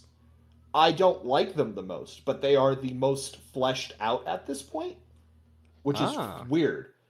It's because they are, I suppose, the most normal, quote unquote, of the Eldar races. So you have the Drukhari. Enough said. Enough said there. The Yeah. Craft Worlders. The Craft Worlders live basically as like monks. They barely do anything on their craft worlds. Like their whole lifestyle is about minimizing their impact on others around them and what they do. Like they don't partake in excess of any kind. Like if you're gonna have any alcohol, you have a sip of alcohol. If you're gonna eat some food, you eat just enough so you're not hungry anymore. Stuff like that. They're minimalists. Very Bushido, like Japanese style. They don't want to have any Uh, little inclination that sort of tempting Slanesh at all with any kind of yeah. indulgence. Well, it's not just that. It's like it's people say that, and it's not like, oh, I drank 2 sips of wine and now Slanesh is eating my soul. It doesn't work like that. Yeah. It's more like a practice to never fall into that Exactly. temptation, so nothing like that Yeah. happens again. It's more like just self-control is all it is, really. Exactly. It's like they the want to have Harlequins, so much self-control that they'll never be tempted by like Slanesh desires, I guess you could say, maybe. yeah, the Harlequins are the whole point of them is that you don't know anything about them. That's like part of their lore is you don't know much about them because you're not supposed to know much about them. Even to their own kin, they are a mystery. They don't make any sense. They're confusing, even to other Eldar. Corsairs, I call them the most normal of the Eldar, because what they are is they're essentially pirates. They're just space pirates, but they do more than just be pirates. They also explore. They act as mercenaries to many species of the galaxy, to humans, to the Tau. Oh They've yeah, acted like the as rogue traders and stuff. in the past. The Corsairs have even worked with like renegade space marines in the past. Not chaos, because all Eldar collectively don't like chaos, obviously, for good reason. But like with like renegade factions, maybe even the Red Corsairs in the past, who knows, may have worked with them, different Corsair bands. And for the most part, they're just normal. Like they like collecting shit. Like they like getting loot and they like drinking. They like good food, but they don't go crazy with it like the Drukhari do. And it's interesting because Corsairs come from all walks of life. I recently read Voidscarred by Mike Brooks, and the main character of the book was a previous craft worlder. His first mate on his ship was a Drukhari, and his second mate after that was an Exodite. So it's like they're like all different Eldars that come from like different cultures, and they all come together, and they're just like, we're just dudes on boats having a good time, and they're just cool. They're very Yeah, that's cool. pretty cool. It sounds fun. Aesthetically, I like them the least. They don't look that cool to me. They're kind of whatever. Like he's cool, but the rest of them are kind of whatever. I don't know, Yeah, man. These kinda Sky normal Weavers looking. look hot. They're cool. Don't get me wrong, but like I still like Harlequins way more as an aesthetic. Yeah, it makes sense. I mean, I even they're way I more even out like there with their Aspect. style. I think Aspect Warriors still look cooler than these guys, for example. Yeah, Sky Reavers. Yeah, these guys are pretty cool. I think the other isn't there like a normal version of these guys too? That Yeah, isn't. just the Voidscarred. Just the Voidscarred infantry. Yeah. Mm. They're in the box. Yeah, 'cause I feel like I've seen them before. Also, these ones look Voidscarred, very like good book. My space elf Yowie was very, very a good read.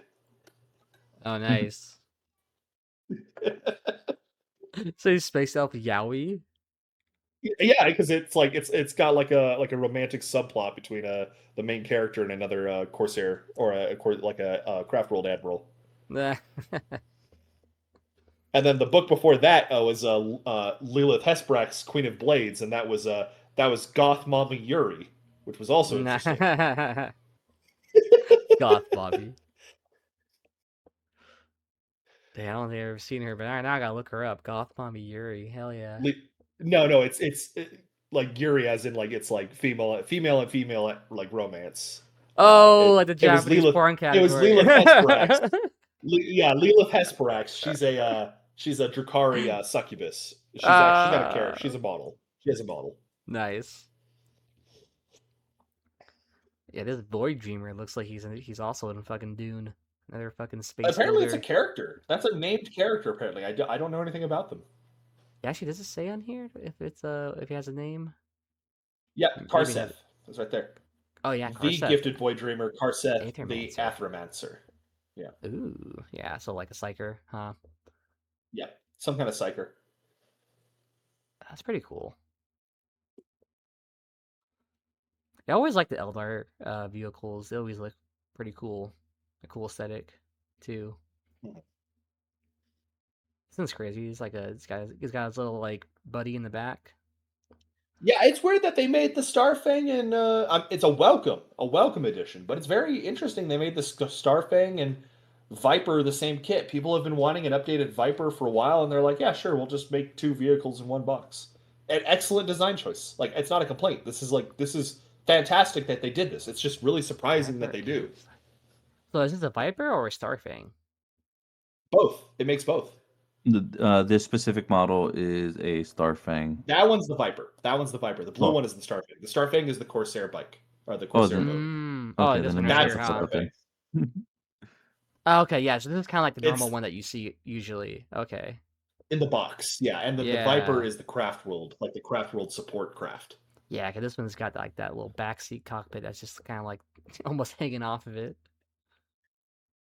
Yeah. Yeah, they look cool. But these are treated like normal vehicles, like tanks, kind of, or something. Yes, these are almost like these are almost the equivalent of like Space Marine ATVs, but they fly. Oh yeah, like they got the flying keyword, but not like aircraft. They are flying craft. Yeah. But not aircraft. Yeah. No, not aircraft. Yeah, they're land speeders. Actually, land speeders would be the better comparison now that I think about it. And then those are the Void Scarred. That kit is already out. That kit's been out since like 2023. It's a kill team kit. Oh, but now it's going to be the regular kit. Oh, nice. Hell yeah. Look at that, making a dual purpose for these things. Well, there we go. Now not yet. Go back to the Red Corsairs. I don't want to talk about these guys yet. I don't want to talk about the Custodes yet. Go to the Red Corsairs. Red Corsairs first. There we go. Okay. The Red Corsairs, a little bit about them for the podcast. The Red Corsairs are, for the most part, not Chaos Worshippers. For the most part. A little bit brief about who the Red Corsairs are is they were previously the Astral Claws Space Marine chapter. They were actually an incredibly successful Space Marine chapter. Ultramarine successors. And they were so effective and so successful that they were actually rivaling their parent chapter at the time for like glory, and was considered one of the best chapters, and most requested for aid because they were just that good. At some point, the Imperium tasked the leader, Huron, as he was known, to guard the Maelstrom, which is essentially like a miniature Eye of Terror. It's a much smaller, much more condensed part of the galaxy where there's like a permanent warp storm, and all kinds of nasty shit came out of there besides chaos, like just like really bad Xenos and stuff like that. But it became harder and harder to hold back the Maelstrom, so he started breaking the rules by increasing the size of his chapter beyond 1,000 Marines. He started recruiting multiple worlds and bringing them under his power. Things you're not allowed to do as a Space Marine, per the Codex Astartes. And then at some point, the Imperium was asking too much from him, and he decided to stop giving the tithe of materials, manpower, etc. And the Imperial IRS is like, none of that. So Imperial they IRS. kicked off the Badab War. A Huron himself took a melt-a-gun to the face, barely survived, and now rules the Maelstrom, renaming his warband to the Red Corsairs. The Red Corsairs aren't just Astral Claws. They're a lot of the members of the Red Corsairs are renegades who came from any of the Space Marine chapters who aided the Astral Claws in the time. I believe in the reveal show, they said the guy on the left right here was a previous Executioners chapter, which is actually, I believe, a White Scar successor chapter. And then on the right, the Mantis Warriors. Or no, the Executioners are a Imperial Fist successor. Executioners are Imperial Fist successor, so the guy on the left is an Imperial Fist successor.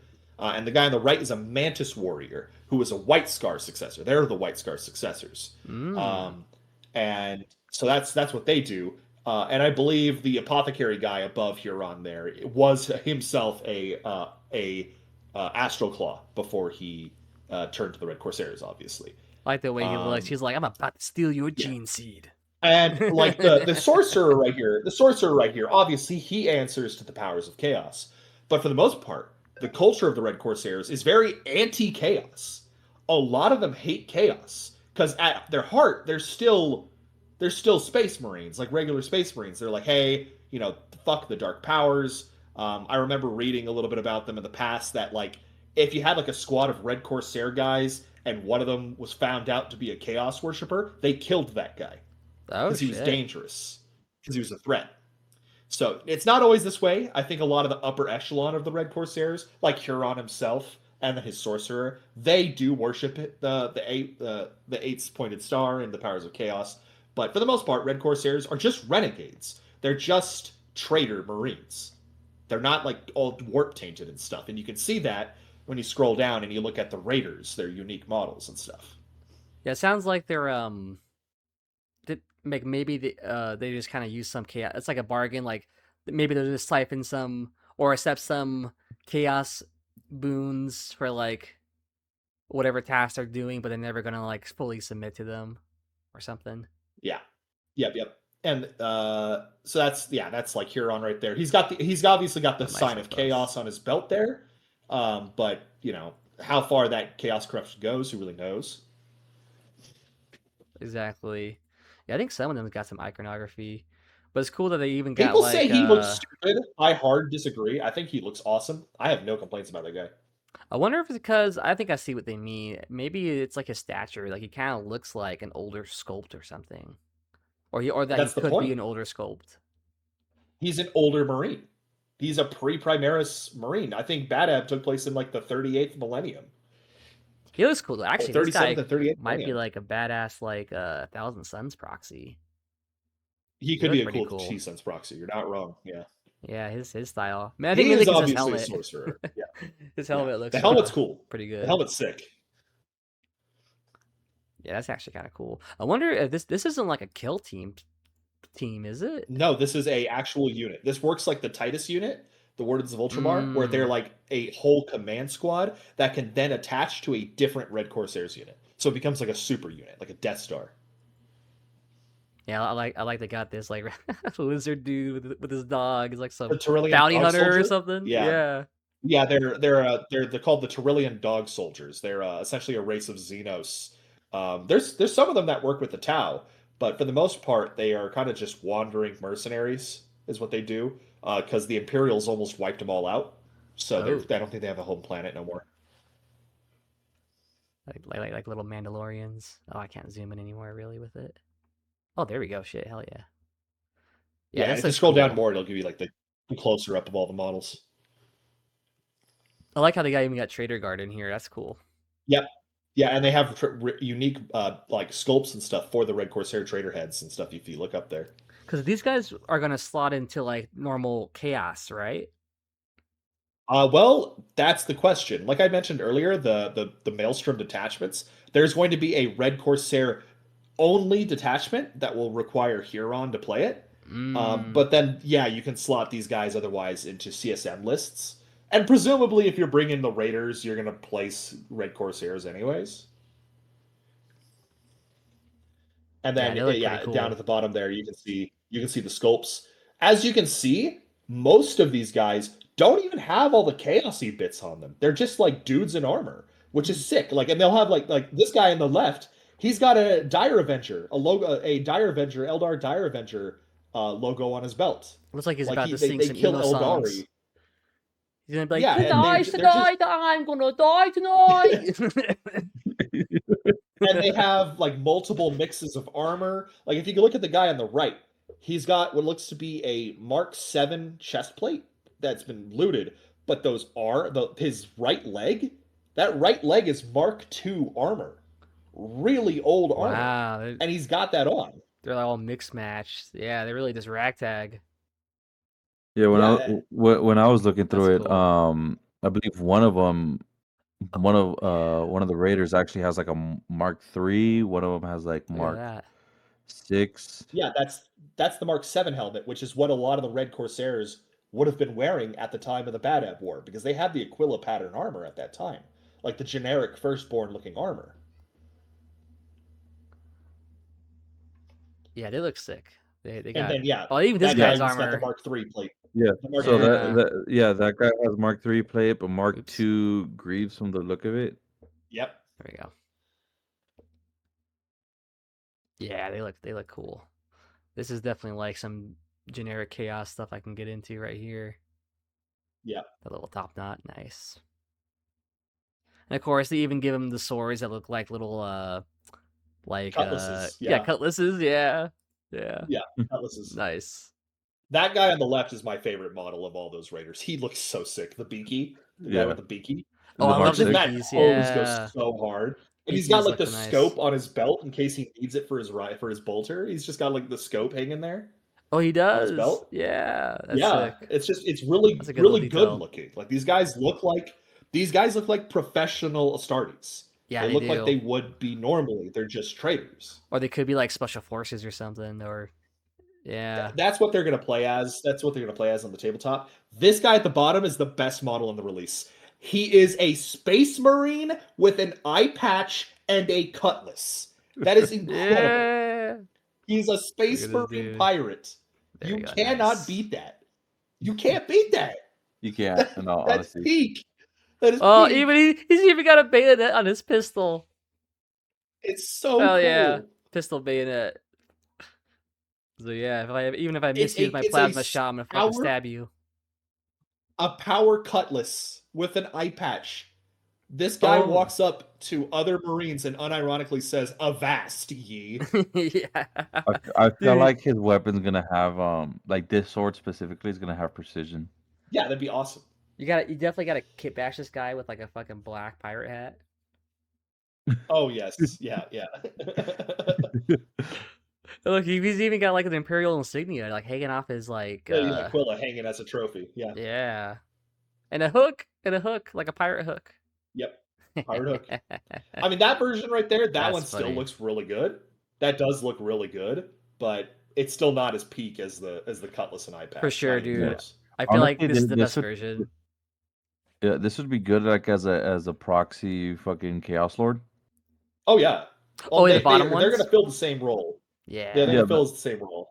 Yeah, so the bottom one feels like a good like proxy Chaos Lord if you don't want to be like super chaosified. Oh, he has a fist too. On him. Look at that. Maybe he's part of the Imperial Fist or something. No. That's the Red Corsair logo. Oh, It's the clenched okay. fist. Ah. Yeah, that's the Red Corsair logo. It's all on all their pauldrons, see? It's just in black. Oh, gotcha. Okay. So those are just regular legionnaire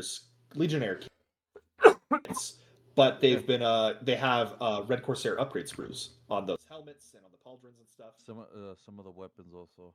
Yeah. Like They have some of like the chain swords. they have curved chain swords and stuff like that, cutlass chain swords and stuff like that. They even have Red Corsair Terminator upgrades, which is awesome. Like that's super good. These look nice. Yeah.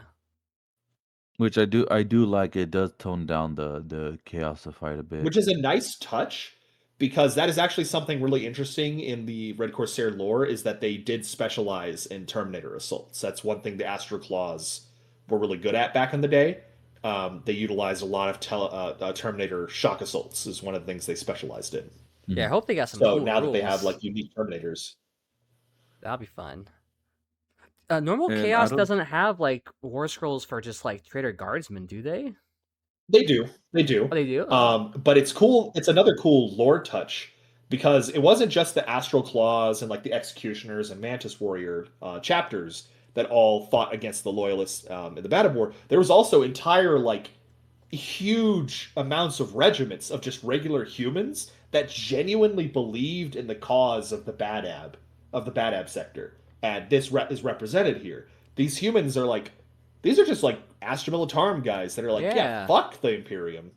They're not like, oh, for the dark gods or anything. They're just like, man, we hate taxes. So Totally here they makes are. sense with how the Imperium is. Yeah. Yeah. They're like, I'm tired of this shit. I'm gonna fucking go with these fucking pirate dudes. At least they treat me fairly. I don't care who you send. I'm not paying the IRS. Yeah. Like that, basically.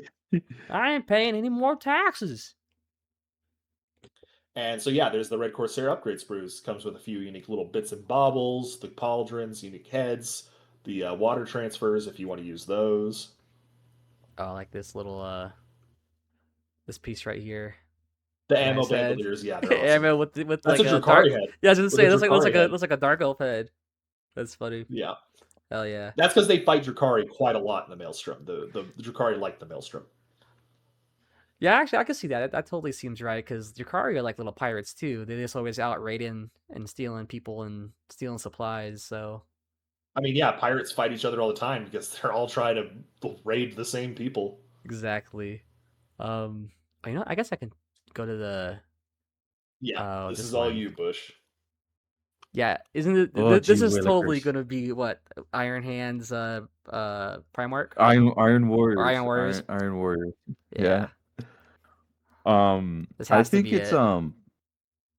and it's gonna be an upgrade sprue, and I think like 4 new models. Yeah, this has to be the Primarch, dude. Right? Yeah.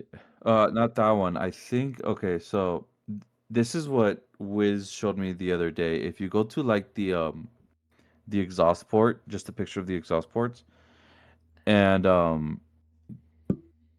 this is what he showed me on Reddit, like before they added all these effects. On the bottom left hand corner, you could kind of see a pauldron that is similar to Perturable's pauldron in Horus Heresy. Oh. So that kind of gave a feel for, oh, it is most likely going to be Perturabo. Now, I believe it said in one of the books, I don't remember which book, but it was mentioned that Perturabo's lower half is the lower half of a despoiler. So he's not walking on 2 legs; he's walking on like 4 legs now. So kind of like those the what are they called? Those like demon he half human, half like like the spider legged like the yeah, like the soul grinders soul from like grinders. AOS. Yeah, soul grinders. Yeah. So I think that's that, and then that arm that you're looking at, that could be from like a new mutilator model. So that's what I think. That's what I think it is. I yeah, it's don't fun. know what that could be. Yeah, I don't know what that could be. In all honesty, that could be Perturabo or not. I certainly don't think so. And then Oh, so you're thinking I like these pictures could be of different models, multiple models. yes. So the first 2 pictures, I think it's from it could be an Demon Engine Iron Circle, so like Perturabo's personal bodyguard. Just from the way it looks, again, I could be totally wrong. But again, we have nothing else from what we have here. Like obviously, we're gonna get an upgrade sprue. But I think it's gonna be like 3, maybe 4 new models. That's my honest opinion of it. But I think it was like at the beginning of 2025. I've been saying like Perturable's gonna be coming back, and it like if he is, it's gonna signify like somewhat of the end times for 40k. Really? Because like yeah, because like Perturable was the one who masterminded the entire siege of Terra. Um, when it and even getting close to like the what was the gate called? Uh, forget the like the gate prior to the Golden Throne. Like he was leading the charge. It was Perturabo, kind of directing the other traitor legions on where to Hmm. attack, where to go, and all that. And then pretty much after him and his forces pulled back, this the um, the loyalist forces started getting the upper hand. But it's not like because there's rumors of Lehman Russ coming back. Lehman Russ will only come around during the end times. Uh, uh, and I believe a majority of Vulcan's relics have been found, so it is a possibility maybe in 11th or if there is a 12th edition that he's going to be coming out around there. The fact that Perturabo and the Iron Warriors are getting like this rumor engine going is that something big could happen at in 11th edition where now that like it could be like an actual year of chaos where No. CSM, Raiders, Demons, all these factions could be getting a new range or even like an extended range of models.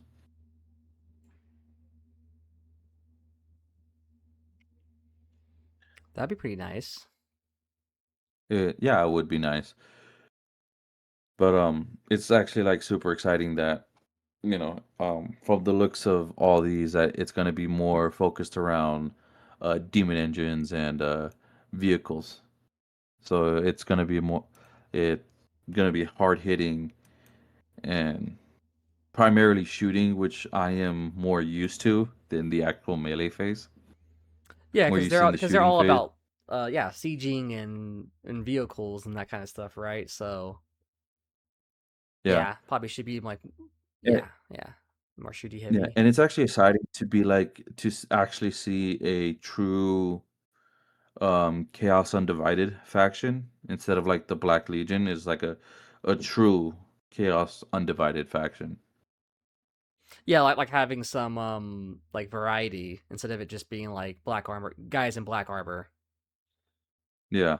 It's just like and in Iron Warriors they like the Corsairs, they're not big fans of chaos. They're not big fans of chaos mutations.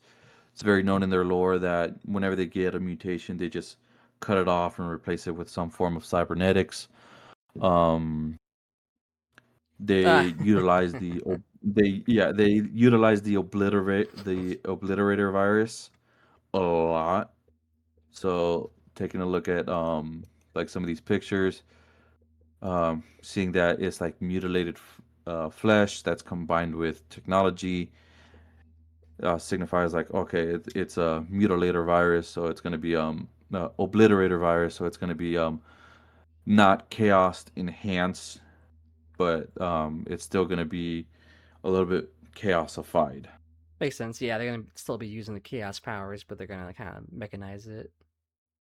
Yeah, so Nice, it's getting me real excited for these model releases and I'm just waiting. I am waiting for these models to drop. nice. Yeah, just a couple months. Just a couple months, and Yeah, they'll be there. that's what I'm hoping for. That's what I'm hoping for. This reveal made me so happy. It is very cool. But as a Custodes player, I'm actually not like gonna even get everything. I don't plan on buying any of the vehicles. So the dreadnoughts and the tank, I don't plan on getting. I'll get the Cronus Grav Carrier at some point, but really, I just want all the infantry. I want the new Guard and Sentinel models. They look great. People have a lot of complaints. The female custodians thing, I'm not going to even address it. It doesn't need to be addressed. You're wrong. That's basically what it comes down to. Even the most like arguable complaint people have, it's like, well, they're just ham-fisting the lore. Dude, welcome to Warhammer. If you haven't experienced them ham-fisting the lore before, grow a spine. They're toys. Get over it. Otherwise, some of the other complaints people have been complaining that the trigger guard on the guns are gone, on the spears and swords. Like, really? The trigger guards? That's what you're mad about? The only complaint I would have about the new infantry models is the plume. Some people think the plumes are yeah. too tall. It makes them look goofy. I Yeah. don't. I don't. Oh. I think they look great. Oh, there we go. I just worry about them breaking a lot. That's my worry. It's like, oh, that really Yeah. skinny piece, that's gonna snap. That's gonna snap at some point. But whatever. I mean, for me, I kind of just this is just me though. For the guns, for the spear guns, I never liked that design anyways. I always thought it didn't make sense. So I It's a could, little stupid. Yeah, it's a little dumb. yeah, But like you're attaching it's still. a bolter on It the looks end of better. a spear, but then you got a bayonet Yeah. on the bolter. I'm like, I was like, what kind of design is this? What? Yeah. It's a little That's better. crazy. It's still dumb though, but it's 40K, you know, like Yeah. it's dumb and that's part of what makes it great. Oh yeah, there's even like Um, I think like pictures of like orc guns. Well, I guess orc guns make sense, but there's other guns I think I've seen like I think from older like way older Warhammer models where it's like there's Yeah, no way this this is gun dumb, yeah. functions. It is like so weirdly created, like it doesn't even make sense. But Yeah. that's just Warhammer. I just like these Custodes a lot because they are the classic artwork Custodes. Like these are the guys that are on the cover of Master of Mankind. Yeah, This the is what they models look like. good. Yeah. They are impeccable. Also, just getting a height refresh too, so we're bigger than all the Astartes, as we should be. Yes, we shall tower over you. We shall look down our nose at the insolent No. Astartes, the pathetic worms that they are. Yeah, I don't think I like their top knot design. It is like too tall. But you know what? Like if you're building these guys out and if you don't like them, you can probably just literally snap off that middle piece Oh, and most then people, yeah, they're glue just gonna be like, that oh, we're on. gonna, yeah, Yeah, and that'll yeah, be just glue it fine. into place. Yeah, I'm not. I'll leave it as is. Maybe I'll redo that and just snap them off at some point if I get tired of them breaking. But I'm gonna do. I don't even I'm think gonna they'll build them as break. is. I just don't think it just looks kind of weird with it being so tall. I guess maybe I'm just used to the old version where it's just like a short little like stick for the top knot part. That's like an extra like 6 I think inches they'll right look a there. lot better on the tabletop. I think they'll look a lot better on the tabletop too, because all the Yeah, pictures we right. have of them are obviously super up close. When you're 3 feet away from them on the table, you're not gonna really notice. Yeah, exactly. Like in person, yeah, on the tabletop, it's gonna look different for sure. Another thing I actually don't like is the new Sentinel shields. Yeah, the old shields were kind of dumb, but these ones are busy. These shields are busy, busy, busy, busy. There are too many lines on them. They just look, and they're not even extra details. They're all painted the same Oh color. yeah. It's just they're just busy. They got too much going on. Yeah, there is a lot of shit on there actually, yeah. That kind of looks like On it's each gonna be shield, yeah. annoying to paint. And they're all the same color for the most part. So it's not like it's going to be that hard to paint. It just doesn't look good. Just too much. Well, I think with me, it's like the OC. Oh, yeah, maybe like an OCD part of it, because it is like really thick with the details. It's like you can easily just get carried away with like painting every little detail. Of course, you can just like paint the whole thing gold and call it a day, but yeah. For sure. But yeah, other little details like if I was like even in the picture you can kind of see he painted the blue inside the little whatever they're called, and even that The bottom gems. part's like black. Yeah, it's just too much going on. I always paint all the gems on my models because that's a big part of the color scheme. It's like you don't notice the little bits in blue necessarily unless you notice them. Yeah, that's them, true. Yeah, I but never it think I ever really noticed breaks. them. the blue gems really break up the model, so it doesn't just look like a gold like sheen everywhere. The blue really helps break it up. Yeah, yeah.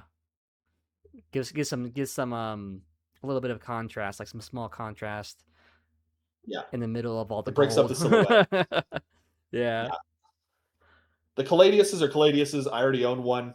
I don't need another one. Is this My play even? style doesn't play around those. This is not even a different design, is it? It's still like the same exact Nope. Same thing. exact one, just plastic, which is exactly what they needed to do. They didn't need to make it look different. They did a good job. Because the old one is resin, right? Yeah, mine is resin, yeah. And all my dreadnoughts are resin. And my Terminators. My 30k Terminators are resin, obviously. Yeah, these things yeah, they look cool. They look like they're like Cadillacs or something, or like a Cadillac tank, Yeah, like a they are fancy ass Cadillac tank. tanks, yeah. Something. Yeah. I don't know. I think there is a car design that looks Cadillac. Maybe it is Cadillac. I don't know. Like a 1950s car or something. Yeah. They looking extra fancy. I want the Cronus that's going to be down below more. The Dreadnoughts are cool. Don't get me wrong. Yeah, they look They cool. I are. like them. But I already own 3 resin. I don't need a plastic. I'm good. They're the same size. They just have less details. Whatever. Whatever. Don't really care that much. Yeah, they look cool. I didn't even know Custodes had dreadnoughts. Dreadnoughts. Is it Yeah. the same kind of thing with the lore too? Did they just get like a half dead Custodian Yep. and toss him in there? Yeah. The first Nice. dreadnought, quote unquote, was a custodian too.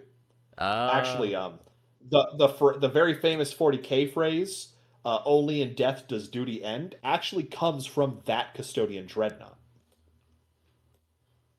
Okay.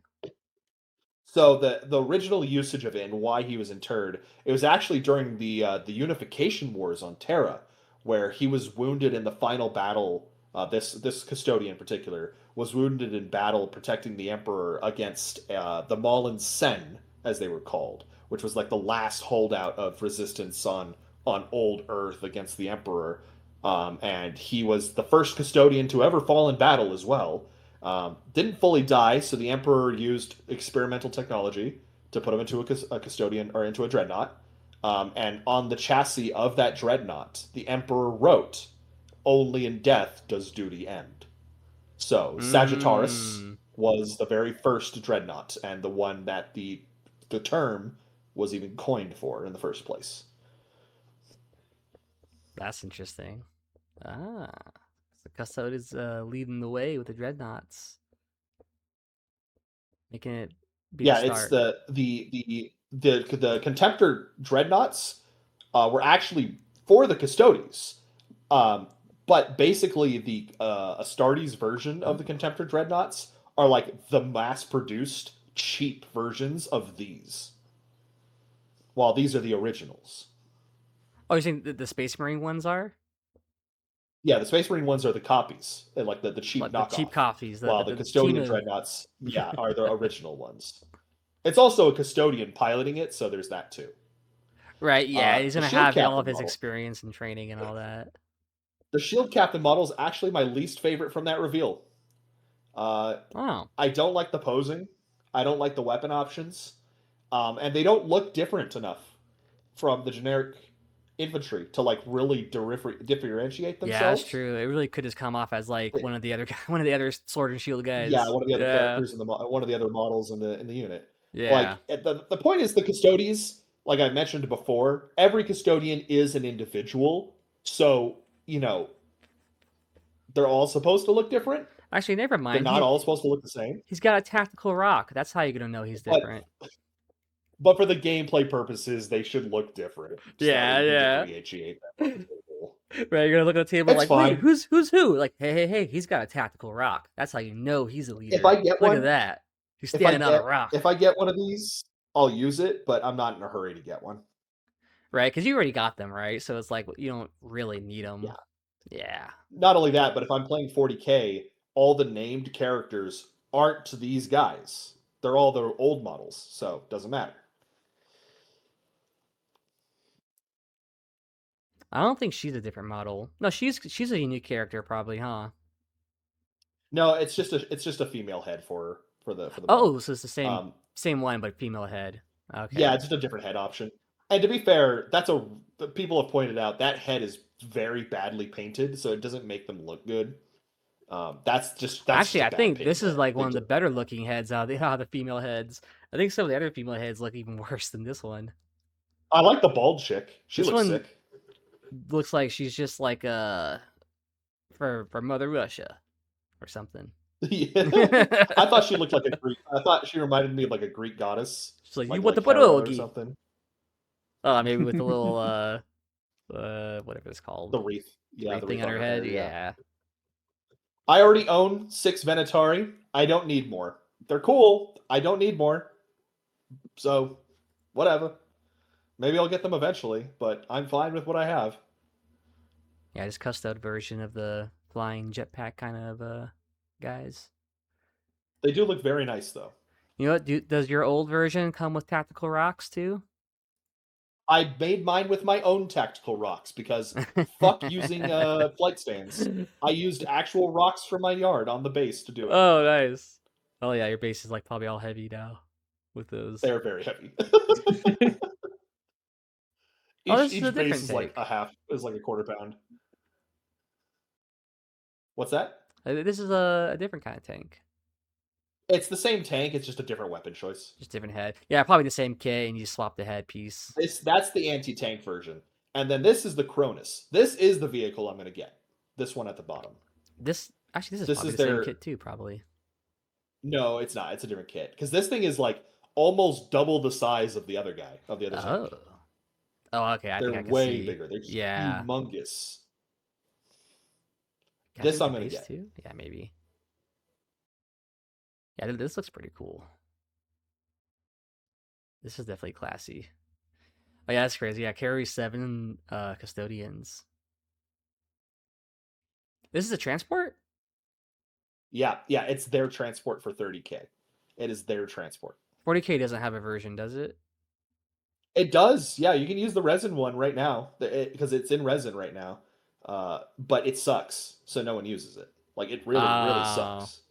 It's really bad. Also, it's like $300 on Forge World for the resin one right now. So yeah.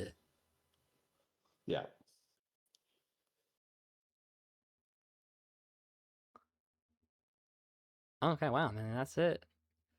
Yeah, it's sad that this book looks very bland. It looks like they put like a placeholder 3D like model version. Someone fucked up someone fucked up. But it's all right. To be fair, I'm gonna buy the book and look at the cover. Like the only time I'm looking at the cover is when I go to reopen the book, and that's it.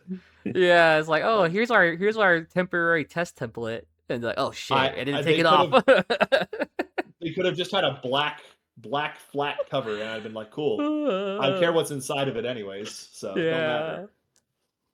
Yeah, it's just funny how it looks. And then apparently all the rules for these new models, I'm hoping that means the infantry too are going to be receiving rules updates. So they'll actually be like usable in 40k and they're not going to be like terrible. They're not going to have really bad rules. I'm sorry, what was that for Horus Heresy or 40k? Or both? So all the rules models that we just saw will be getting rules for 40k. I thought they were supposed to just be like the same units, or no? They're going to be different units? They already are. They're already in the game, but they're terrible, and that's why they're going to be updating them. Oh, so they're going to give them like new data sheets and stuff. New data sheets, yeah. Nice. Because they'll be much more usable and like... Because the reason they leave most of the data sheets as just utter dog shit is like no one's going to play them anyways. So why... Nobody owns these models, so we're not going to update them, kind of thing. Yeah. But now everybody will have these models. Is the Custodes book already out? The Codex? It's been out for a while. It was one of the first year models books. It came out in like March of, I want to say 22. Okay. No, not 22, of 23 or 24. What year? God, I don't know. I don't remember what year 10th edition came out. I think it came out in 2023. So it was probably March of 24. Yeah, I think it was 23. Yeah. Yeah.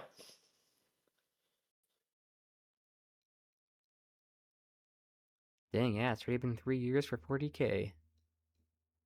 That was quick. Seriously, yeah, for real. Like all I Other than did that, was yeah, play the I'm really beginning and play the excited. end. Yeah, I'm really excited at 40K. For these new custodian models. So I can't wait till they drop. I'm splitting a box. This big box, I'm splitting it with someone, and then I'm gonna buy 2 more of the little boxes of just the infantry dudes, and then I'm set. I'm good. Yeah, this even just getting these guys might be a good little starter set for the army. That's probably like 800 points right there or something.